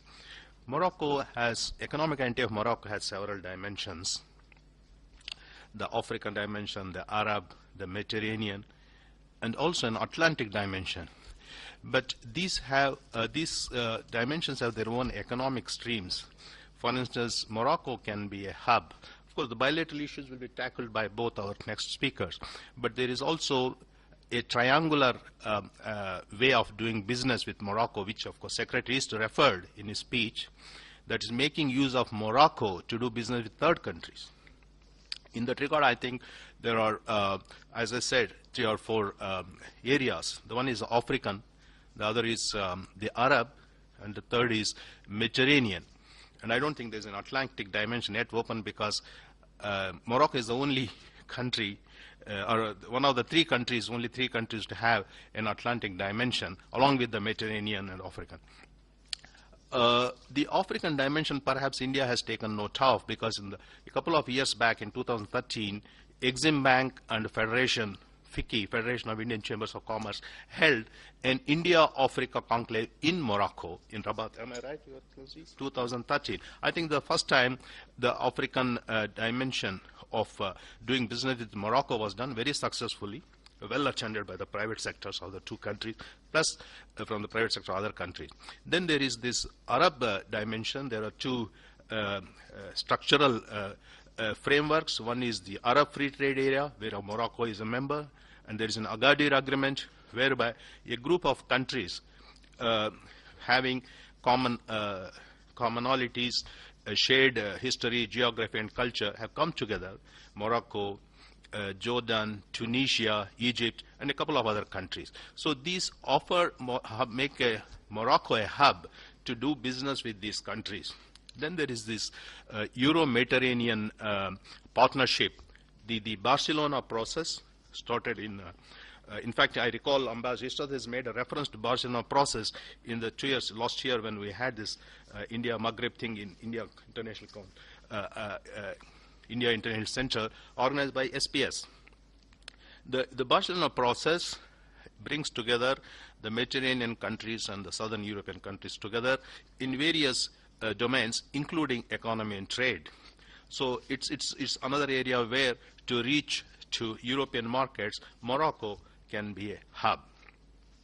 There is also, Ambassador Anil Wado referred to textiles.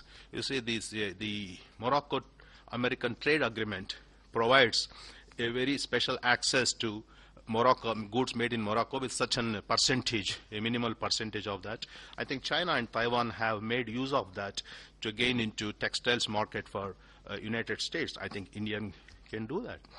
And Morocco, of course, bilaterally plays a very important role on food security, being one of the principal suppliers of phosphate, so much needed for Indian agriculture and food production. The possibilities are there, the potential is there, and I think the economic relation should be brought on par with the level of political relation, excellent political relation, which India and Morocco have shared. I think our next two speakers will speak on that. Speaker from ICRIAR will speak with the potential and the prospects, and then the speaker, Madam Botaina from the embassy, will talk about the incentives, the policy framework, other attractiveness of Moroccan economy. Now I invite our next speaker, Dr. Tanu Goel. Thanks. You have floor, madam. 15 Chair. Minutes. Thank you. You've actually summarized most of the points that I wanted to make quite nicely. So that's my first slide. Living up to the traditions of economists, my first slide is pretty data heavy. So what it shows here is basically that Morocco is second largest in terms of its population and GDP in the region. It's also second largest in terms of its GDP growth rate. If you look at the figures for openness, which is actually measured by the share of trade. Excuse me, just a moment. Just I want to raise a point very important. The map of Morocco is not complete. It's a big mistake. Sorry. Sure. Okay. So you can delete immediately this, please. Sure. Yeah.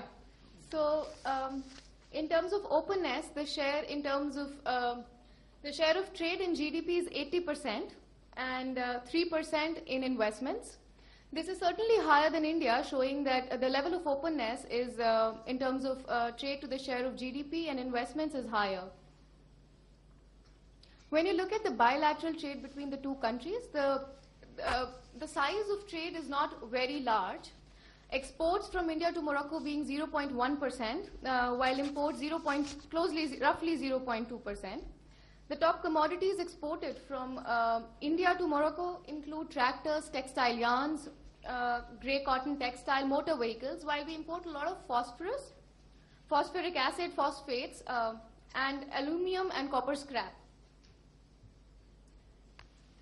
What is depicted in this figure is that India has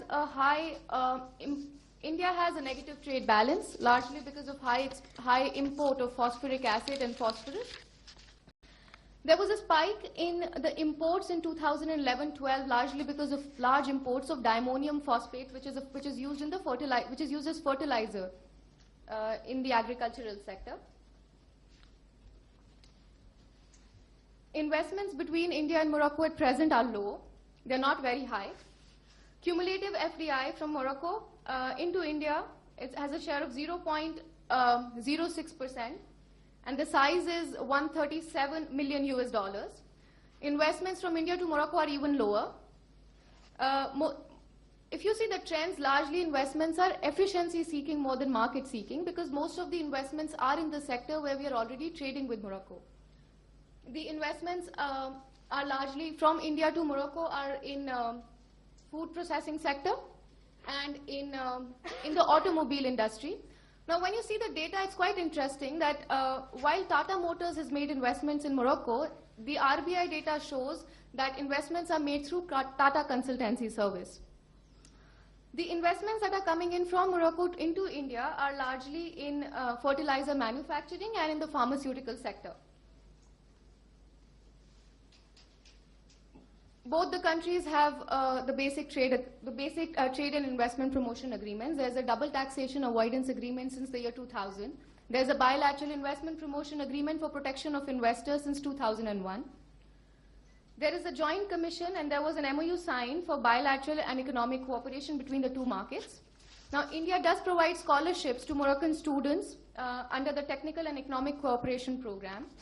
At the private level also, there are several incentives. OCP, a Moroccan fertilizer group, has actually undertaken programs in Karnataka, in 3 districts in Karnataka, where they have provided agriculture extension services to farmers to improve their product quality. Coming on to services. Now, services, if you look domestically, services are important for both the markets, with a share of which around 60% of GDP. However, if you look at a bilateral level, the present scope of services is pretty low and largely unexplored. They have different comparative advantages. While India has comparative advantage in computer-related services, business services, for Morocco, tourism services are very important because it's a large, it generates very high revenue in the country. If you look at each other's perspective, then there is a lot of scope in tourism-related services in the two markets. What can be explored, as has been mentioned, and it was an example of FICCI was given, a conference was held in Morocco. What can actually be explored between the two markets is actually the scope of MICE-related tourism, which is meetings, interactions, conferencing and exhibition-related tourism, and also tourism for Indian motion picture industry. That's a very interesting area and quite unexplored area that can be possibly explored. So if I had to summarize the story, there are no major ups and downs in terms of trades and investments between Morocco and India. We are taking a lot of fertilizer. In return, there's a lot of agricultural machinery that is going, and cotton yarn which is going. There is a lot of scope in terms of trade and services which is unexplored. So that brings me to what could be potentially be the way forward between the two markets. Well, as was already mentioned, the country is very strategically located in the north, bordering the North Atlantic. So one thing which has not probably been really observed and explored is that Morocco can actually be a very key entry point for Indian fleet or Indian products into the other markets. That's one point. However, what is lacking right now is maybe, sir, you please correct me if I'm wrong, there are no direct flights from India. No direct flights between India and Morocco so far. So what is probably required is a strong bilateral air services agreement so that there can be more carriers between the two markets. That would really bring down the cost of at least the passenger and the commercial travel by air. That's one point. The other point is visa on arrival facility, which we are at present giving to a number of African countries, so that we can bilaterally explore the possibility of having visa on arrival facilities from people from the two countries. Greater cultural exchanges through initiatives from the Indian Council for Cultural Relations, the ICCR, and similar councils in Morocco. There's also a possibility of exploring greater cooperation with the region as a whole and also with the country by looking at the scope of the India-WANA trade agreement, the West Asia-North Africa Free Trade Agreement. There are talks at some level, and both the countries can actually push for a trade agreement between India and WANA, and that could actually help in cutting down a lot of trade and investment related barriers that exist in the two markets, and also ensure that there's greater protection and promotion of investments. Thank you.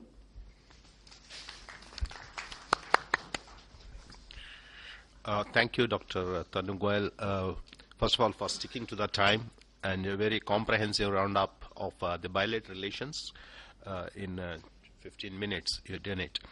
A couple of points which you mentioned, let me comment quickly. The trade balance, you talked about it's being not in favor of India. And I think there is no way we can reduce it, because we have to increase the exports and increase the trade, because phosphate is inescapable for India, because there are not many countries who are blessed with phosphate. In fact, there are more countries blessed with oil and other mineral resources than phosphate, and Morocco is the largest. And we need more, actually, more of phosphate, and investments go there in production. In any case, balancing of the trade in this globalized world is no longer that kind of a central preoccupation as it used to be in the 80s and 90s. You touched upon the services being a deficient service. I think we agree, and there is a tourism, and we have IT-enabled services, and both can be matched. And we could work on the third countries to promote tourism and to make China is making use of Morocco as in the area of tourism. And about the language, the connectivity and the communication thing, language and so on. Connectivity, of course, is an issue. Direct flights are not there, but that's no longer an issue, because I think Qatar and Dubai, Doha and Dubai, have formed an immediate connecting links to Rabat and Delhi, Bombay, even Bangalore. So the connectivity is no longer that an issue, and even the communication, the language is no longer that an issue, because China, Taiwan, and countries east of India, Malaysia particularly, they are doing so well. I think India perhaps should do better, in my view. Now I invite our next speaker from the Embassy of Morocco, the Minister Counselor, who will speak on the policy framework in Morocco to attract trade, investment, and other forms of economic cooperation, talking about the incentives, the existing facilities, and so on. Now I invite Dr. Butaina, Mrs. Butaina Al-Kardoudi Al-Kulali to take the floor, ma'am. Thank you very much for giving me the floor. I would like to start by saying that I'm very delighted to take part in this round table and speak on behalf. As I said, I would like to start by saying that I'm very delighted to take part in this round table and speak on behalf of the Embassy of Morocco on investment in my country. But before I start, I would like just to emphasize that the figures and statistics that were presented with, by Ms. Tanou, unfortunately not correct, and some of them are old, and we wish in the embassy that you could contact us to provide you with the right figures that are available to us. Anyway, this is just a small remark. And of course, the map is very important. It's a very sensitive issue for us. So this, in the future, we should pay attention to these details. The Kingdom of Morocco has embarked over this past decade on an unprecedented path of structural reforms on political, economic, social, and cultural fronts.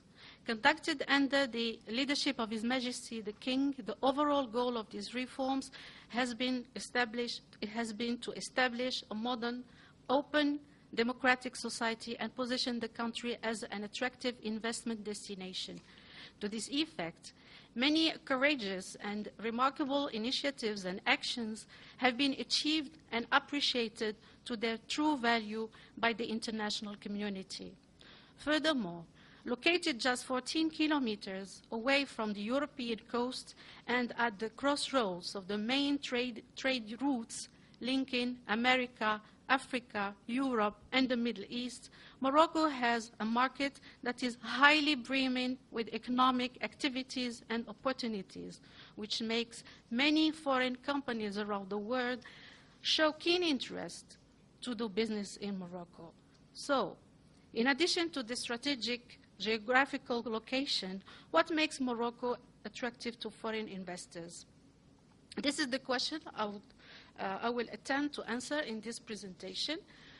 To start with, I would like to underline in particular Morocco's political stability, as it was emphasized by Their Excellencies, the Ambassador, and also Mr. Wadwa. Indeed, even as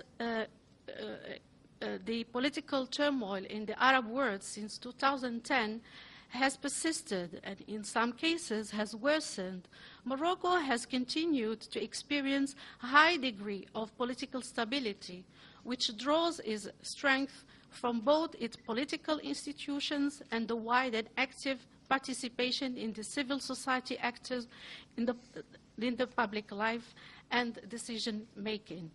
Morocco has a monarchy established in the year 788, that is 12 centuries ago, which ensures the unity of the country.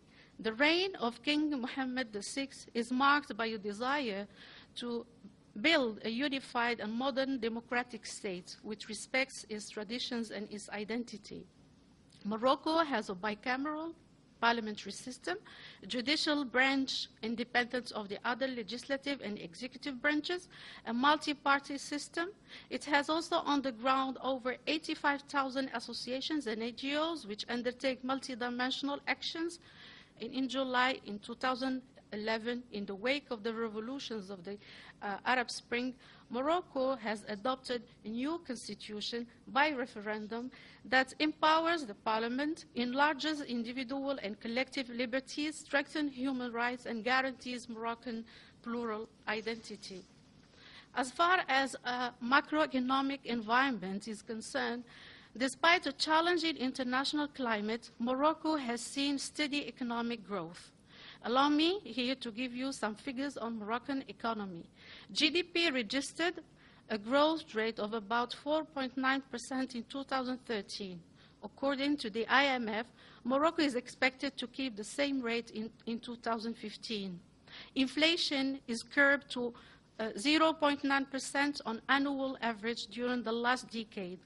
Foreign debt is relatively low. Unemployment dropped from 12.5% in 2001 to 8.5% in 2013.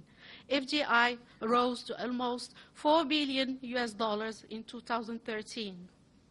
All these combined achievements and economic performance are reflected by a clearly improved image of Morocco's economy among international financial institutions as well as with ranking agencies. Morocco recognizes that investment is a key factor to ensure sustainable and long-term economic growth. As such, it has made huge efforts in recent years to liberalize the economy by passing new laws aiming to improve investment conditions. Hence, Morocco promulgated and modified a set of legal texts.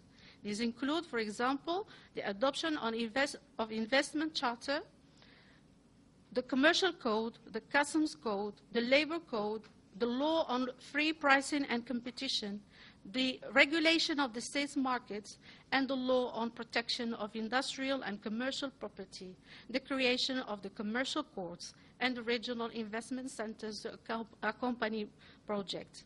All these measures are supported by a dynamic and well-structured banking and financial sector that is one of the most effective in the developing countries.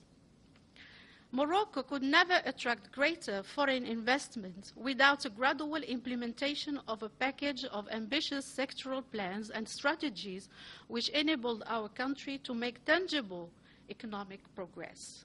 These plans include emergence plan in the field of industry, logistic plan, Green Morocco plan in the sector of agriculture, Aliotis plan for fishing, Morocco Digital Plan 2013, Solar and Wind Energy Plan, Housing Plan, Tourism Vision 2020 plan, and all these sector plans were implemented based on precise, objective, adequate funding and controlled programs offering real opportunities for investors.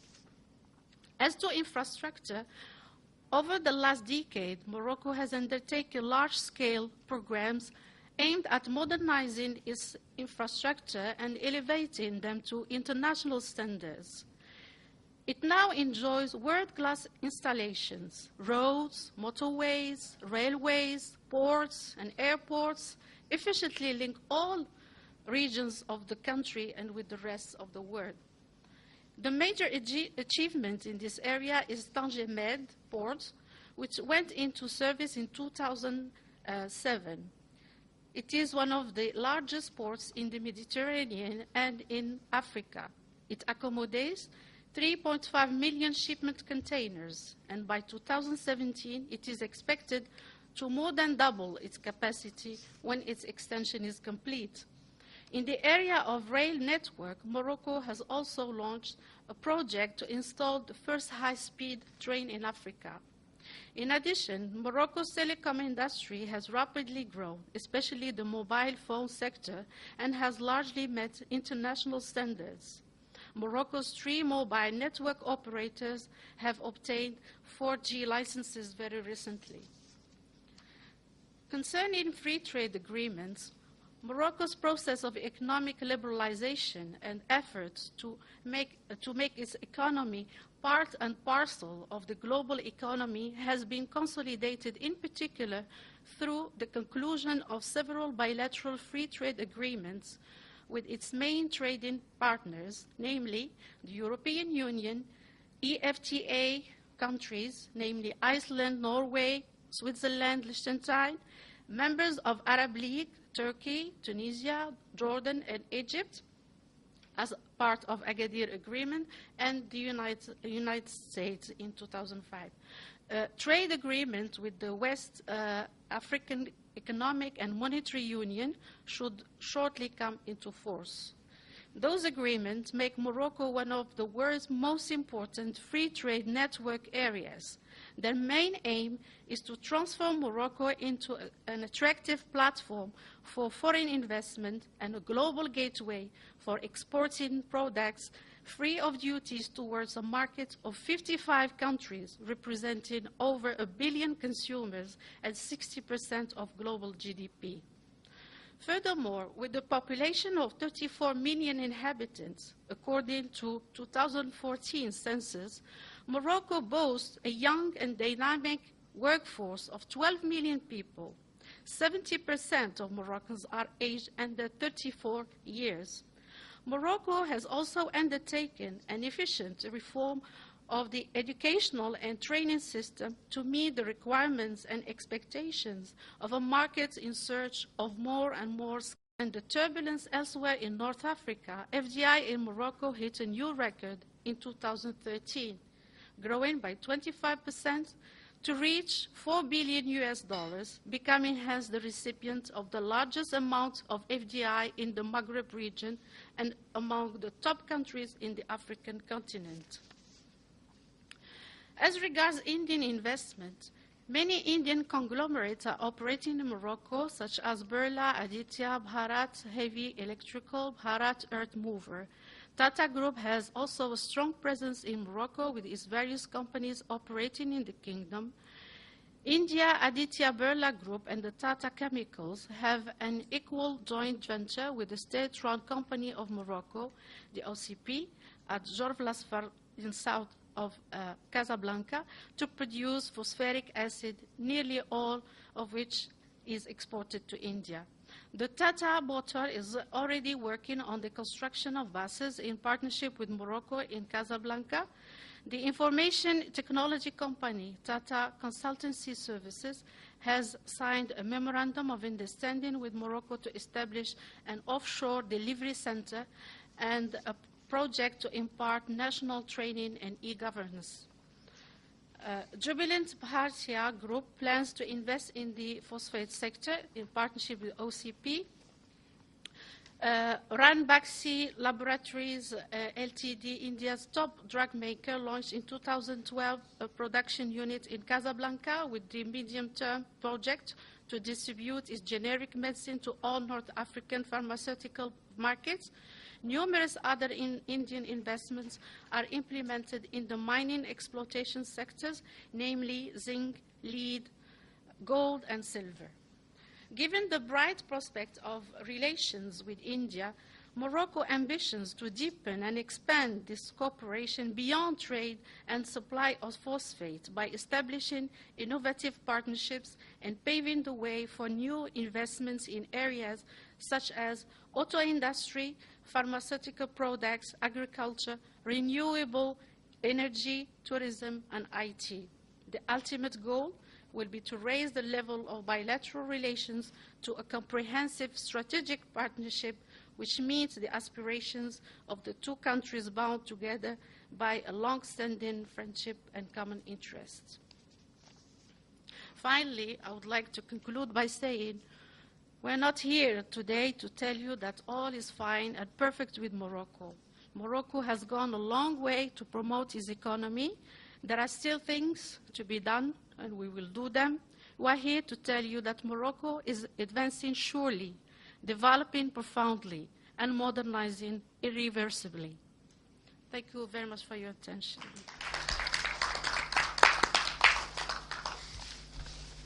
Thank you, Mrs. Butaina Al-Kolali. You have made a summary of a good summary of the existing facilities, incentives, and opportunities for doing business with Morocco by Indian companies. I particularly like to single out 3 points which you have made. The political stability, how Morocco insulated itself from the negative effects of Arab Spring by bringing in timely political reforms, a new constitution adapting and enlarging the liberties and strengthening human rights and guaranteeing plural identity. I think this political stability is very important for any economic development. And second thing, you mentioned a very interesting thing about the human resource, what we call in India the demographic dividends. You said 70% of the people in Morocco are under 34 years. And I think this is similar, the figure in India too, more or less. And I think that's very much needed for productive investments, a qualified youth force. And the third point mentioned is that Morocco provides a gateway to 1 billion strong market, 1 billion consumers through its various regional agreements like EFTA and various others have mentioned, Agadir process and the United States agreement. I think it's a very interesting thing. So those who are makes thing. Both the points made by you and the earlier speaker, Dr. Tanu Goyal, I think gives good inputs for what Secretary mentioned this morning, that later in the end of the year there is a joint commission, India-Morocco joint commission at the ministers level. I think they have some very good inputs or takeaways, deliverables from your point and Dr. Tanu Goyal to pass on to the Ministry of External Affairs, to Secretary, because it was his wish that we generate some practicable and workable ideas and so on. Thank you very much for both of your presentation, and I think we have concluded the session. In fact, I had a few minutes, and thank you very much. Thank you very much for this. Thank you, Ambassador Dayakar. Again, as I said, all our chairs have been very good in keeping the timelines and finishing ahead. My only reason for doing this little nudging was so that we have enough time for the discussion, which is why I think we are very glad that all of you are here. Beginning from Ambassador Larbi's remarks, where I think he drew attention to the Moroccan experience on terrorism, right through what Ambassador Aziz and our friend Dr. Zikrur and the last two presentations. I'll invite brief comments and questions, and maybe I'll take 3 at a time so that we could have the responses. May I suggest that in the first round we look at the terrorism-related ideology and the Moroccan experience, and then we'll go to the next 2 levels.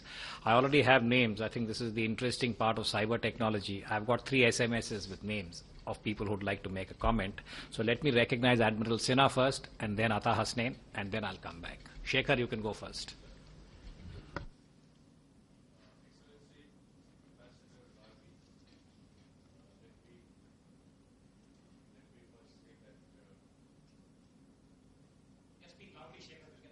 Yeah.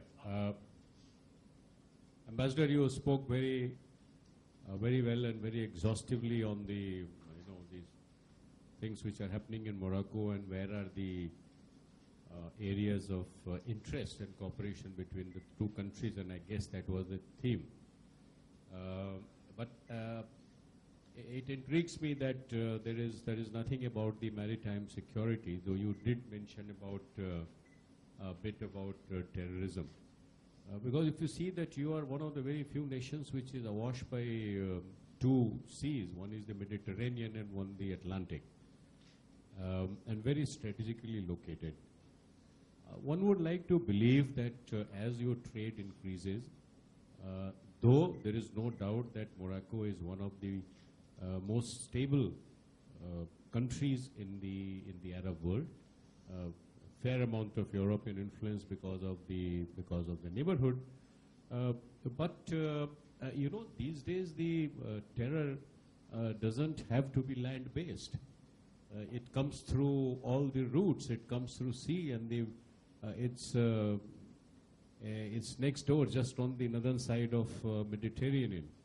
So what my one comment is that is it that all you have your maritime security things in place, but the question is that is something being done, or are you going to increase the network of the maritime domain awareness so that you have a safe transit through the medium of the sea? Thank you.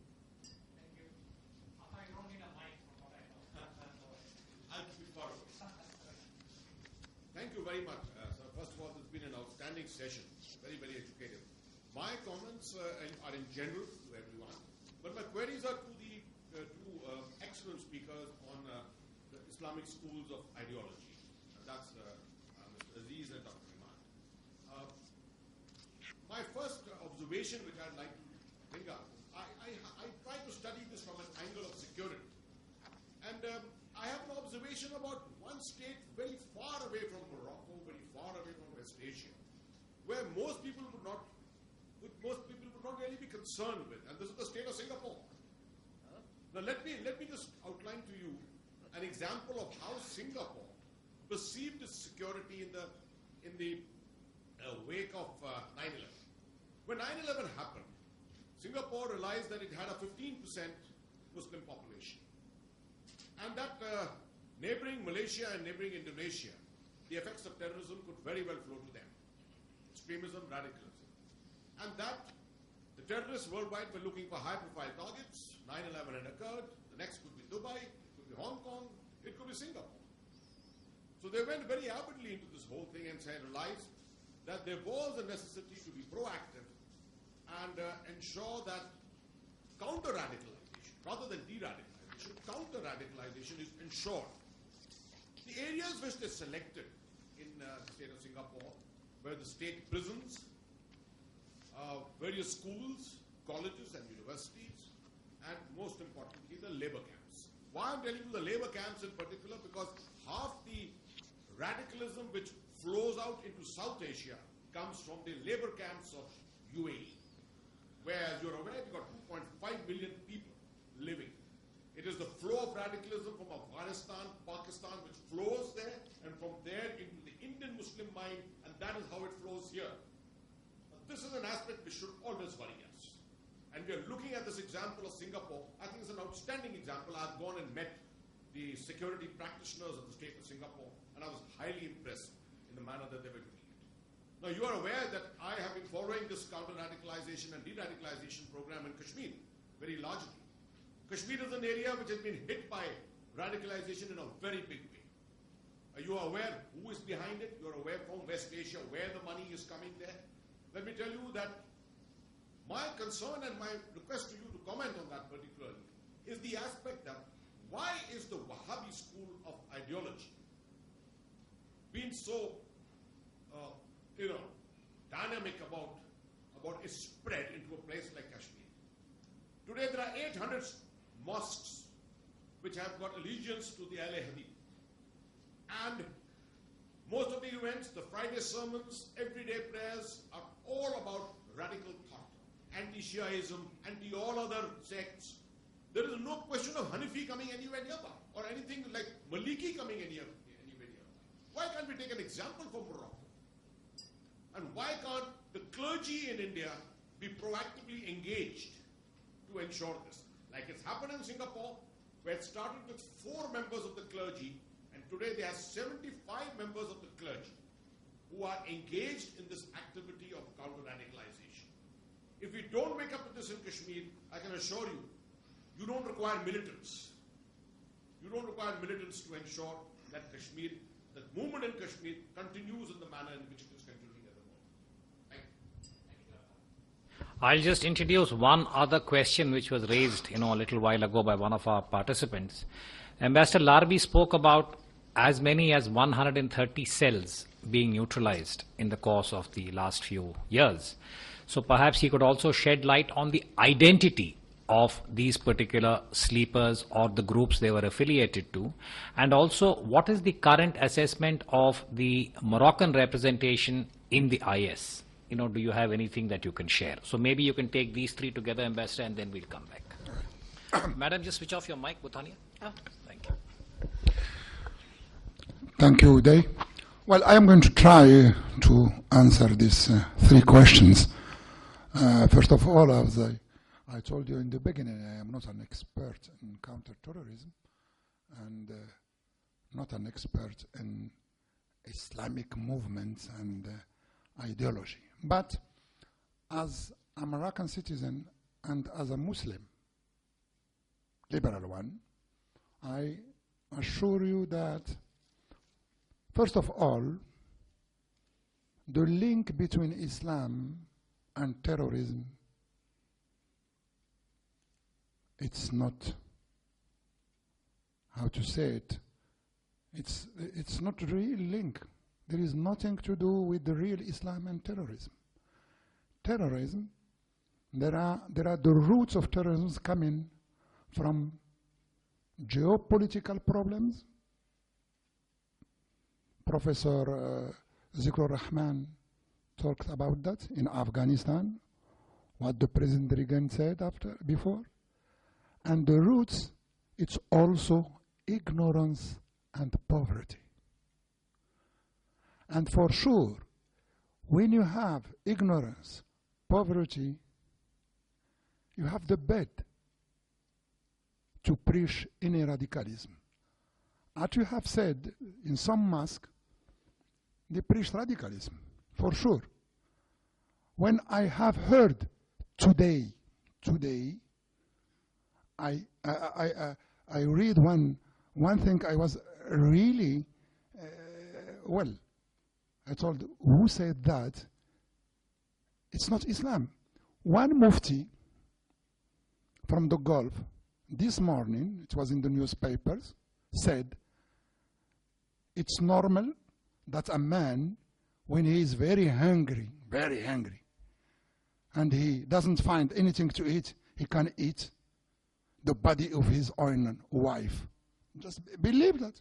Really, it's something amazing. When you heard that in jihad, there is sexual matters in jihad also. But it's not Islam. It's completely different. It's ignorance. I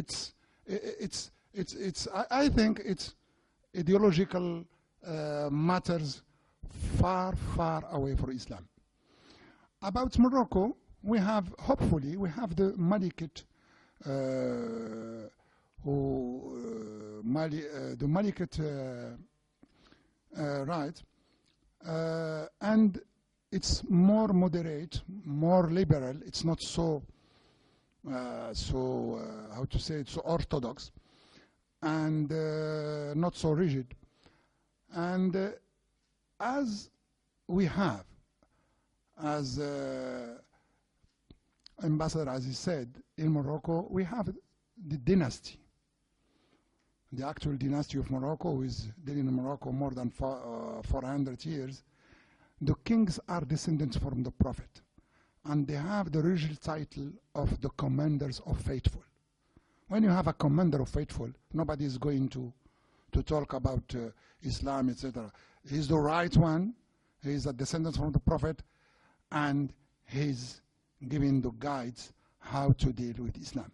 For that reason, we have this moderate Islam and stable Morocco, because we have only one Malikite commanderate. Right. I remember before some Shia wanted to implant themselves in Morocco. Immediately it was, immediately. We can't, Historically, the government can't permit this in Morocco. About the maritime control, for sure, geographically, Morocco has the chance to have the Mediterranean Sea and the Atlantic Sea, the Atlantic Ocean.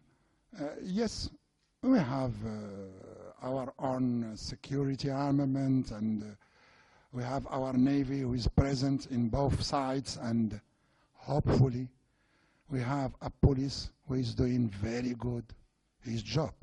For that reason, I said that in only 10 years, we dismantled 130 cells. And to answer the question of the origin of these people, when the terrorists who make this attentat in Casablanca, most of them were Moroccans. Some of them were participating in Afghanistan in that time, that we call the Arabs, Afghan Arabs. And some of them are, simply as I said, completely ignorant, and some of them were very, very poor, and they were very permeable to the speech of radicalism. Ignorant, I remember one of the terrorists who was kept alive doesn't know one or two words from Al-Quran, who is the basis of the Islam. And he was battling, he said that from Islam, but when they ask him, what do you know about Islam? Nothing at all, nothing at all. That's the drama, and that's the problem of ignorance. And if you have ignorance and poverty, that's the real drama. And for that reason, Morocco, as Boutaina said, in the economic field, we are, to deal with terrorism, it's not only security. You have to deal with other things. And other things, social, economic, educational matter, and to keep looking in the mosques, how is the preachers in the mosques, and to control them. Why not? To control them. I am going to tell you something. In Morocco, after Salat al-Isha, no mosque is open. Every mosque it's closed. Because, a mosque, it's a huge place. And if you give the microphone to somebody in a huge place with 300 or 400 people, and he speaks with his speech, radical speech, the result, it's always negative. And in the mosque, the preach of Friday, you have from Tangier to La Guera in the south of Morocco, the same preach from the Ministry of Islamic Affairs. Nobody can have the right to say what he wants. It's very controlled. Well, I want to let others to ask questions also. Thank you very much. Let me recognize Mahinder Ved and then Dr. Siddiqui, and I'll see the time.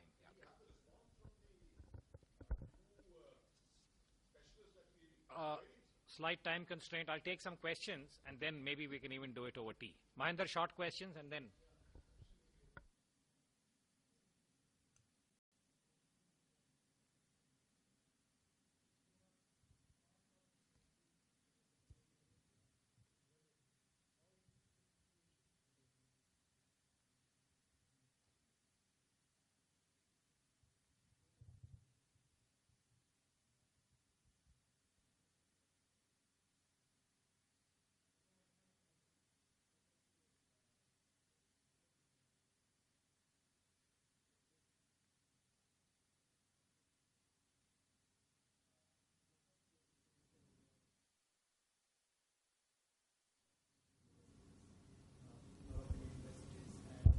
and Indian universities. How many students who come from Morocco to study in India? How many students from India who go to, what kind of academic exchanges that take place? I'm a strong believer of the fact that the health of a country is reflected by the kind of universities you build. That's where your young people go. And therefore, I'm slightly reluctant to accept this argument that terrorism comes through sea or air. It basically grows in mind. If somebody gives me half the wealth of the earth, I'll still not go and become a human bomb. I'm sure the Udebaswar would not be the human bomb, because we know that that's not our value. We are quite convinced that that's wrong about it, and that's where it is.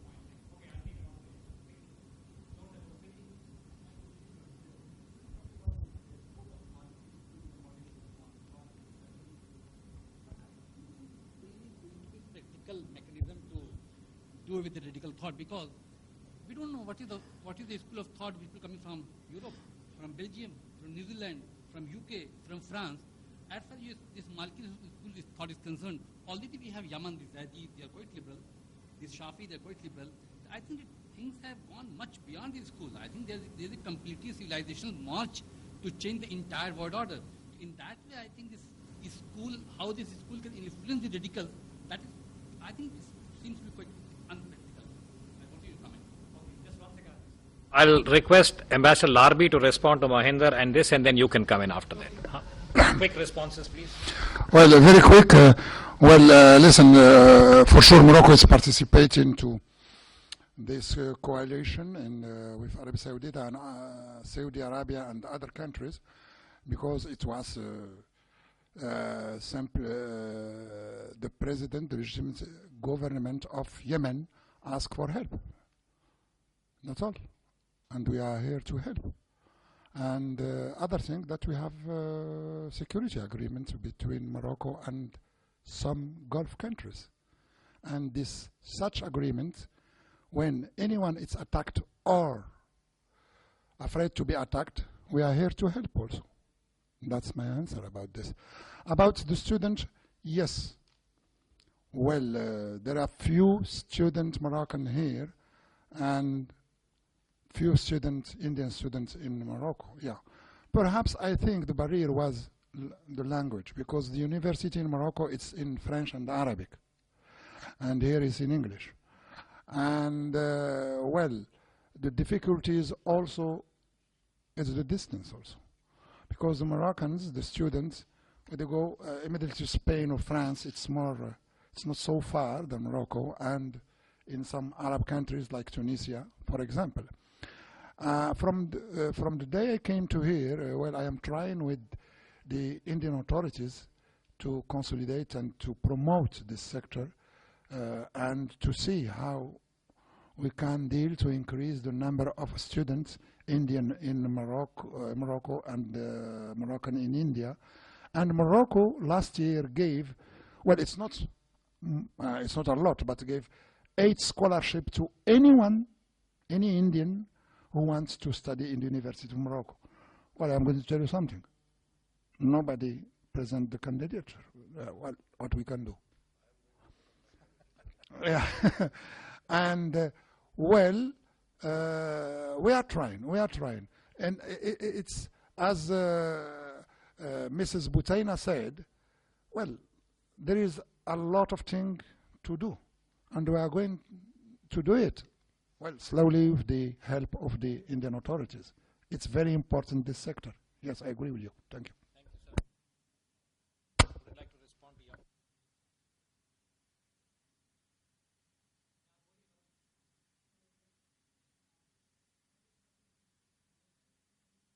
Read my paper, and if you have listened to what I've said, and I'm sure you did, that I'm not a believer that Speak into this. Speak into this. Okay. Yeah, go ahead. That Maliki school will set things right, or for that matter, Hanafi school, or for that matter, Shafi'i school. In fact, if you think of it, all the three, those who know Muslim theology, know that all these schools, there is not much to choose from as far as Puritanism, dogmatism, rigidity is concerned. They are all quite flexible. Their real rigidity is in what is called Hanbali school. And there is a reason for it. Imam Hanbal is really the youngest of all these 4 imams. I'm leaving out Imam Jafar. He existed at a particular time when there was a bitter dispute and sometimes violent dispute going on between what was called the rationalists and what would be called the traditionalists. the rationalists, or Mutazila as they are called, they were supported by the Abbasid Caliph. And in fact, the traditionalists were quite severely dealt with, and even Imam Hanbal suffered a lot at the hands of the Caliph. So this suffering and this suppression only strengthened him in his belief. Now Imam Hanbal, even to be fair to him, would be very surprised if people say this is your progeny, which is the extremists of today, which are supposed to be getting everything from Wahhabiyya, as people keep calling it rather loosely, Muhammad Abdul Wahhab. Now there is a history which we must remember. The next person in the Hanbali school would be Ibn Taymiyyah. Why? Ibn Taymiyyah was also very dogmatic for a very good reason, and I am always relating every theory to facts and realities and circumstances. Now Ibn Taymiyyah faced a problem. Baghdad had been destroyed. He came, I think he was born shortly after that. He lived through that time when Baghdad had been destroyed. And as you must remember one thing about human beings, when there is this kind of destruction and huge big crisis, people don't come with new innovative ideas to set things right. What they do is, as the Americans would say, they circle the wagon, which means go back to the old traditions, don't innovate, don't try to come up with new experiments. That was Ibn Taymiyyah. Same problem arose when the Muslim power was declining. In the 18th century comes a man called Muhammad Abdul Wahhab. Now there is the point which you must always remember. Muhammad Abdul Wahhab not only preached what he preached, because even he would be surprised that the new progeny that supposed to be because of Muhammad Abdul Wahhab. Muhammad Abdul Wahhab took political help to spread his message, and that changed everything, because then there was an alliance between the political power of Najd, what is called. Again, please remember, this, what you call Wahhabism, originated in Najd, which is a very isolated area within Saudi Arabia. Those who have lived in Saudi Arabia know that in, for example, Jeddah, to a lesser extent even in Dammam, because those people have had contact with the outside world, they were less conservative. It was in Najd that it started, and then of course what you know, this got mixed up with politics, and then came of course the oil prosperity, and the result is you have this, what you call Wahhabiyya. But let me conclude with this sentence. Even Wahhabiyya would have no traction if there were not circumstances which gave people the idea that let us accept Wahhabiyya. It is, I always say, I categorically keep saying that extremism is not religious. There is no religious reason. There are reasons of economic circumstances, political circumstances, and so on, and which, mind you, Morocco took note of, and therefore they had political response, economic response, reform of family laws, and finally a theological response. Thank you. Very comprehensive. Zikrur, you want to make a quick comment? Literally 2 minutes.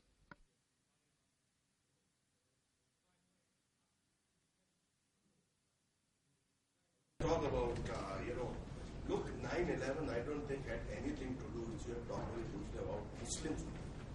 9/11 was, it was not that the Muslims were involved, that were the Arabs. And Arabs were those who belonged basically to Afghan Arabs. And, after defeating Soviet Union in the immediate neighborhood, they wanted to go to the further neighborhood.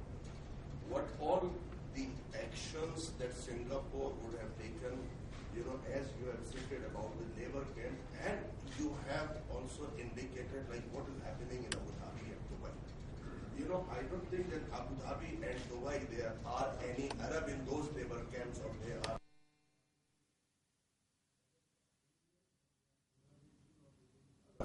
But you do not find the Saudis or UAE people, in those labor camps. That is second. Third thing is, you were talking about anti-Shiism in Kashmir. Well, I don't know about what is happening in Kashmir about anti-Shia, but apart from Kashmir, I can talk to you about the other parts of India we do not find anything anti-Shia or anti-Sunnah. The problem area is J&K, we're talking about that. I cannot talk about that because I do not know, I have not visited there what exactly, but there are huge number of Shias in J&K. Also, it is not that you have done the anti this thing. Now about, the Wahhabism or the Ahle Hadith increase. If you go to the data, you will find that Ahle Hadith are on the decrease in India. Ahle Hadith are not on the increase in India. It is wrong to say that because Just 1 minute. Just 1 minute. It could be in Kashmir if you are talking about that. It could be in Kashmir. But if you see the percentage of the population, you will find that they are on the decrease within India, as far as the South. Plus, it is very easy to talk that, there are a number of mosques and a lot of money is coming. But where are the proofs? We always say, give us the proofs about that money. We have a very huge, very strong, our own intelligence departments, and very strong for foreign exchange and internally, and it's a strict trap on those kind of activities. It's very easy to say that a lot of money is coming. I'm speaking with facts. 1 second. Zikrul, can I request you to quarantine this? We'll take it to tea. Yeah, no, I just wanted to say that yes, if there are proofs, take up the matter. Okay, point taken. Thank you, point taken. Okay, on that note, I'll now request Ambassador Rasputra. Perhaps I was a bit remiss when he joined us. I did not sort of recognize and inform all of you that not only is one of our senior most diplomats and foreign secretary, but he was one of the earliest ambassadors in Morocco in particular, and he has much to share. It's just a question of how much he would like to share with us in terms of from then to now. Rasputra, sir?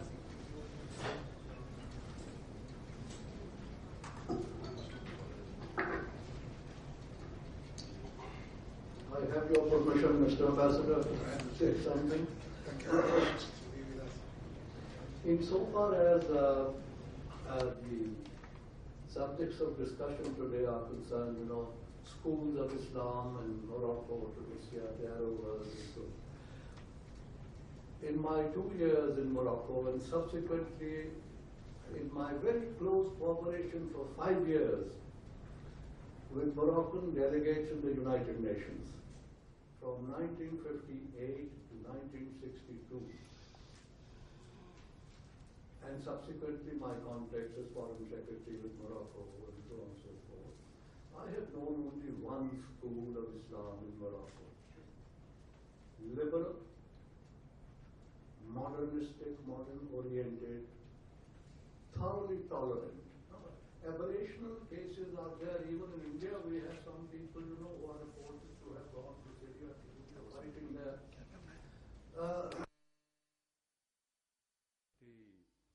I had very, very warm connections with many Moroccan families when I was there. Deeply religious, but magnificently tolerant, open-minded, and so on and so forth. So I think when we study Morocco, we should study Morocco in a very different context. In the context of the wonders of Moroccan tourism, for example. Mr. Ambassador, when I was there, your population was 8 million. The tourists every year were 9.5 or 10 million. And I wrote, I think, numerous letters, spoke to our people. I said, India, we were 400 million at that time, and we had 2 million tourists from all over the world. I think by miserable steps, we have improved in the tourism thing somewhat. So there was something for us to learn there. As for culture, you see, my very strong impression was that Morocco and Tunisia, Excellency, where I was a concurrent ambassador, they are Muslim countries, but they have a very strong mooring in a long civilizational past. So that is something that lends, there's an element of stability in these societies there. I didn't see it in Algeria, unfortunately. I didn't see it in Libya. There are strong elements of in Egypt, and I hope that country will come out of the present tumult. But Morocco and Tunisia gave me very strong impression of a blend of a civilizational blend in ancient times. Roman, Carthaginian, local, Berber, this, that, or the other, and then, of course, the strong impact of Islam. Out of these various impacts comes, as it does in India, the spirit of tolerance. So I leave that aside. What has disappointed me, we were buying phosphates from Morocco in 1950, in 1965, and we are still buying phosphates. That is good enough, that's okay. But my recommendations to the government have been over a period of time to develop industry there to manufacture fertilizers and so on and so forth. One of the Moroccan statesmen, when I was there, said to me a sentence which has stuck in my memory. He said, Mr. Ambassador, you know, geography ties us, our economy, to Europe. It's understandable because it's also an Arab country, African country, but it's also a Mediterranean country, so close to Europe. So trade, commerce was largely there. But we haven't done our job. I think there are areas for Indian industry. Tatas, I know, nominally have gone there. What the hell are they doing there? They're here doing 1,000 things. They should do much more there. Ambani should go there. Others should go there. Textile manufacturing, other consumer industry, joint with Europe as the target market, and also, of course, other Arab countries and so on and so forth. Those areas, the possibilities need to be examined. But this country is a tourist paradise, and it's a golfer's paradise. Your Excellency, I had the privilege. I didn't know golf. I landed up there, and one of my ambassadorial colleagues, I think it was the Belgian ambassador, he said to me, Raskotra, if you want to have, easy access to His Majesty, King Hassan, start playing golf. So I did. And within about 3 months, I acquired a reasonable handicraft. And I remember the first invitation came from the palace. Could I join His Majesty in golf in the Skirat golf course? So there's a palace, where after the golf we would have a magnificently laid out lunch, you see, for the golfer. Unfortunately, the worst, one of the worst events also took place there. I had left. Then, when that coup, General Oufkir, I think, landed a coup there in an effort to capture the monarch and kill him, he was captured, fortunately, but there were some killings there. The Belgian ambassador, friend of mine and friend of His Majesty King Hassan, he was killed in that case. But there are palaces there in which huge compounds and beautiful golf courses crafted by technicians from the United States of America, from Britain. This is an attraction. Desert tourism, mountain tourism, deep valleys for excursions of various kinds, and the Middle Kingdom, middle area of Morocco, fertile, one of the golf courses in Marrakesh. We used to walk there, Mr. Ambassador, and when we were thirsty, we would pluck an orange, quench our thirst, and move on to the next hole. Where do you get tourist attractions of this kind? And such wonderful people, I think, we have served, my wife and I. Yesterday I said to her, I said, going there, I said, tell them the story of Muhammad. Prince Muhammad was born 3 or 4 months after our arrival there. And His Majesty King Hassan II invited a score of wives of local gentry, there were 3 or 4 ambassadors, and among the ambassadors there was my wife. And he was the personal host to these ladies, 20 ladies or 24 ladies, to look at the prince, bless him, bless the mother, and then there was a tremendous feast at which he himself looked after each guest properly. Now, who can forget Morocco, having treated that kind of a way? I can go on with my Moroccan stories for an age, but I think that should be enough for today. Thank you. I think that's a very nice note to segue towards the end. I think the manner in which Ambassador Raskotra, pointed to Moroccan hospitality. It's something that those of us who've experienced can vouch for. But in the interest of time, let me just take a few minutes to try and wrap as much of this as I possibly can. A few people had asked us this question last time when we did the Maghreb conference. And again, those who've joined us for the first time at the SPS Embassy of Morocco effort, saying, why Maghreb, why Morocco in particular? And I said, for me as a very young man, one association that has remained, with me is that famous movie called Casablanca. You remember that line, play it again, Sam. And I always had a certain association, not ever having been to Morocco, not ever having met a Moroccan, if I may say so, till we had this opportunity. And then I think after the Arab Spring and the events of that particular year, there was a feeling amongst the strategic community, the think tanks and people like us, saying that we do not know enough about the region and also what are these winds that are sweeping that particular part of the world and what relevance would they have for us. So it was against this backdrop that we started that exercise. Ambassador Larbi also allowed or encouraged some of us to visit Morocco.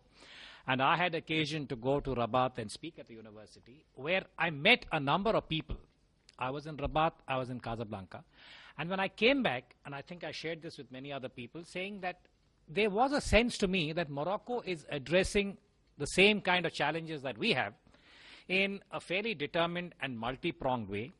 And I was very struck because the week that I was there, there was a senior imam who had been arrested for his radical views. And he went through the equivalent, while in prison, if I'm not mistaken, of an educational program. He reformed and he was released. And he actually spoke in public about the way in which he had come to terms with what he felt was the more appropriate interpretation of Islam. That stayed in my mind. I saw a little bit of that in local television. And I came back, I shared it with a few friends, and said, can we have a little effort at trying to understand, this particular experience, and which is why I requested Ambassador Aziz to try and help us, to walk us through what is it about the Maliki school that we need to understand. And I think his central point, if I can paraphrase, was to study the ecosystem. That it is the ecosystem that generates or creates the malignancies, and how do we deal with those ecosystems. And I think there's a lot for us in South Asia that we need to ponder over. So in keeping with the spirit of our endeavor this afternoon, the Society for Policy Studies has a website called the South Asia Monitor. And we encourage a fair amount of discussion. I'm just sorry that we could not address the status of women in Morocco. I had requested Madam Bothania to address that. Maybe she can talk to us about tea, because I think that's a very important indicator about the practice of Islam in a social context, the status of women. But I just want to say to everyone around this table, A, thank you for staying this long. My colleague Monish will offer a more formal vote of thanks. But if you feel like continuing this discussion, any subject, I'm sorry, trade and economy didn't get enough time, feel free to write for us. We have a discussion forum. And if there's anything that we want to pursue into a policy-related kind of a, shall we say, a document or otherwise, we'd be very happy to encourage you. So on that note, let me stop here in the interest of time, because we have to release this hall. And I'll hand over the mic to my friend, colleague Monish, to offer the vote of thanks. Monish?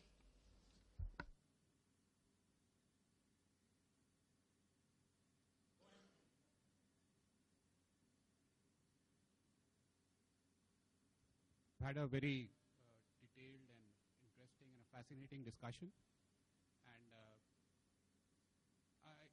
there's one point that I would like to make, just a bulleted point, and that relates to the counter-radicalization efforts made by Morocco. Besides using the position of the king as the defender of the faithful and the religious importance of Fez, Morocco has also used the Sufi Islam, the Tijaniya Brotherhood, to reach out to the Muslims in the West African to have a moderating influence.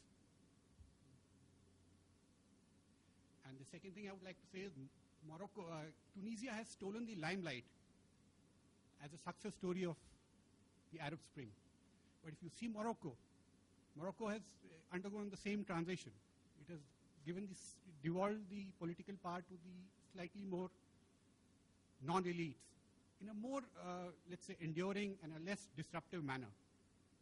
And it's a study that, it's a case that deserves more study, especially when you see how the two Islamist parties there, that is the Justice and Development and Justice and Philosophy parties have been handled, spiritual party has been handled. It's a very interesting and a fascinating study, and you would find that Morocco has done a better job in handling the Arab Spring than Tunisia, which has got more kudos. So finally, at the end, on behalf of Society of Policy Studies, we would like to thank His Excellency Larbi and the Embassy of Kingdom of Morocco for all the help that you have extended and to make this event a success, and to all of you for being here. Thank you. Thank you. Thank you very much.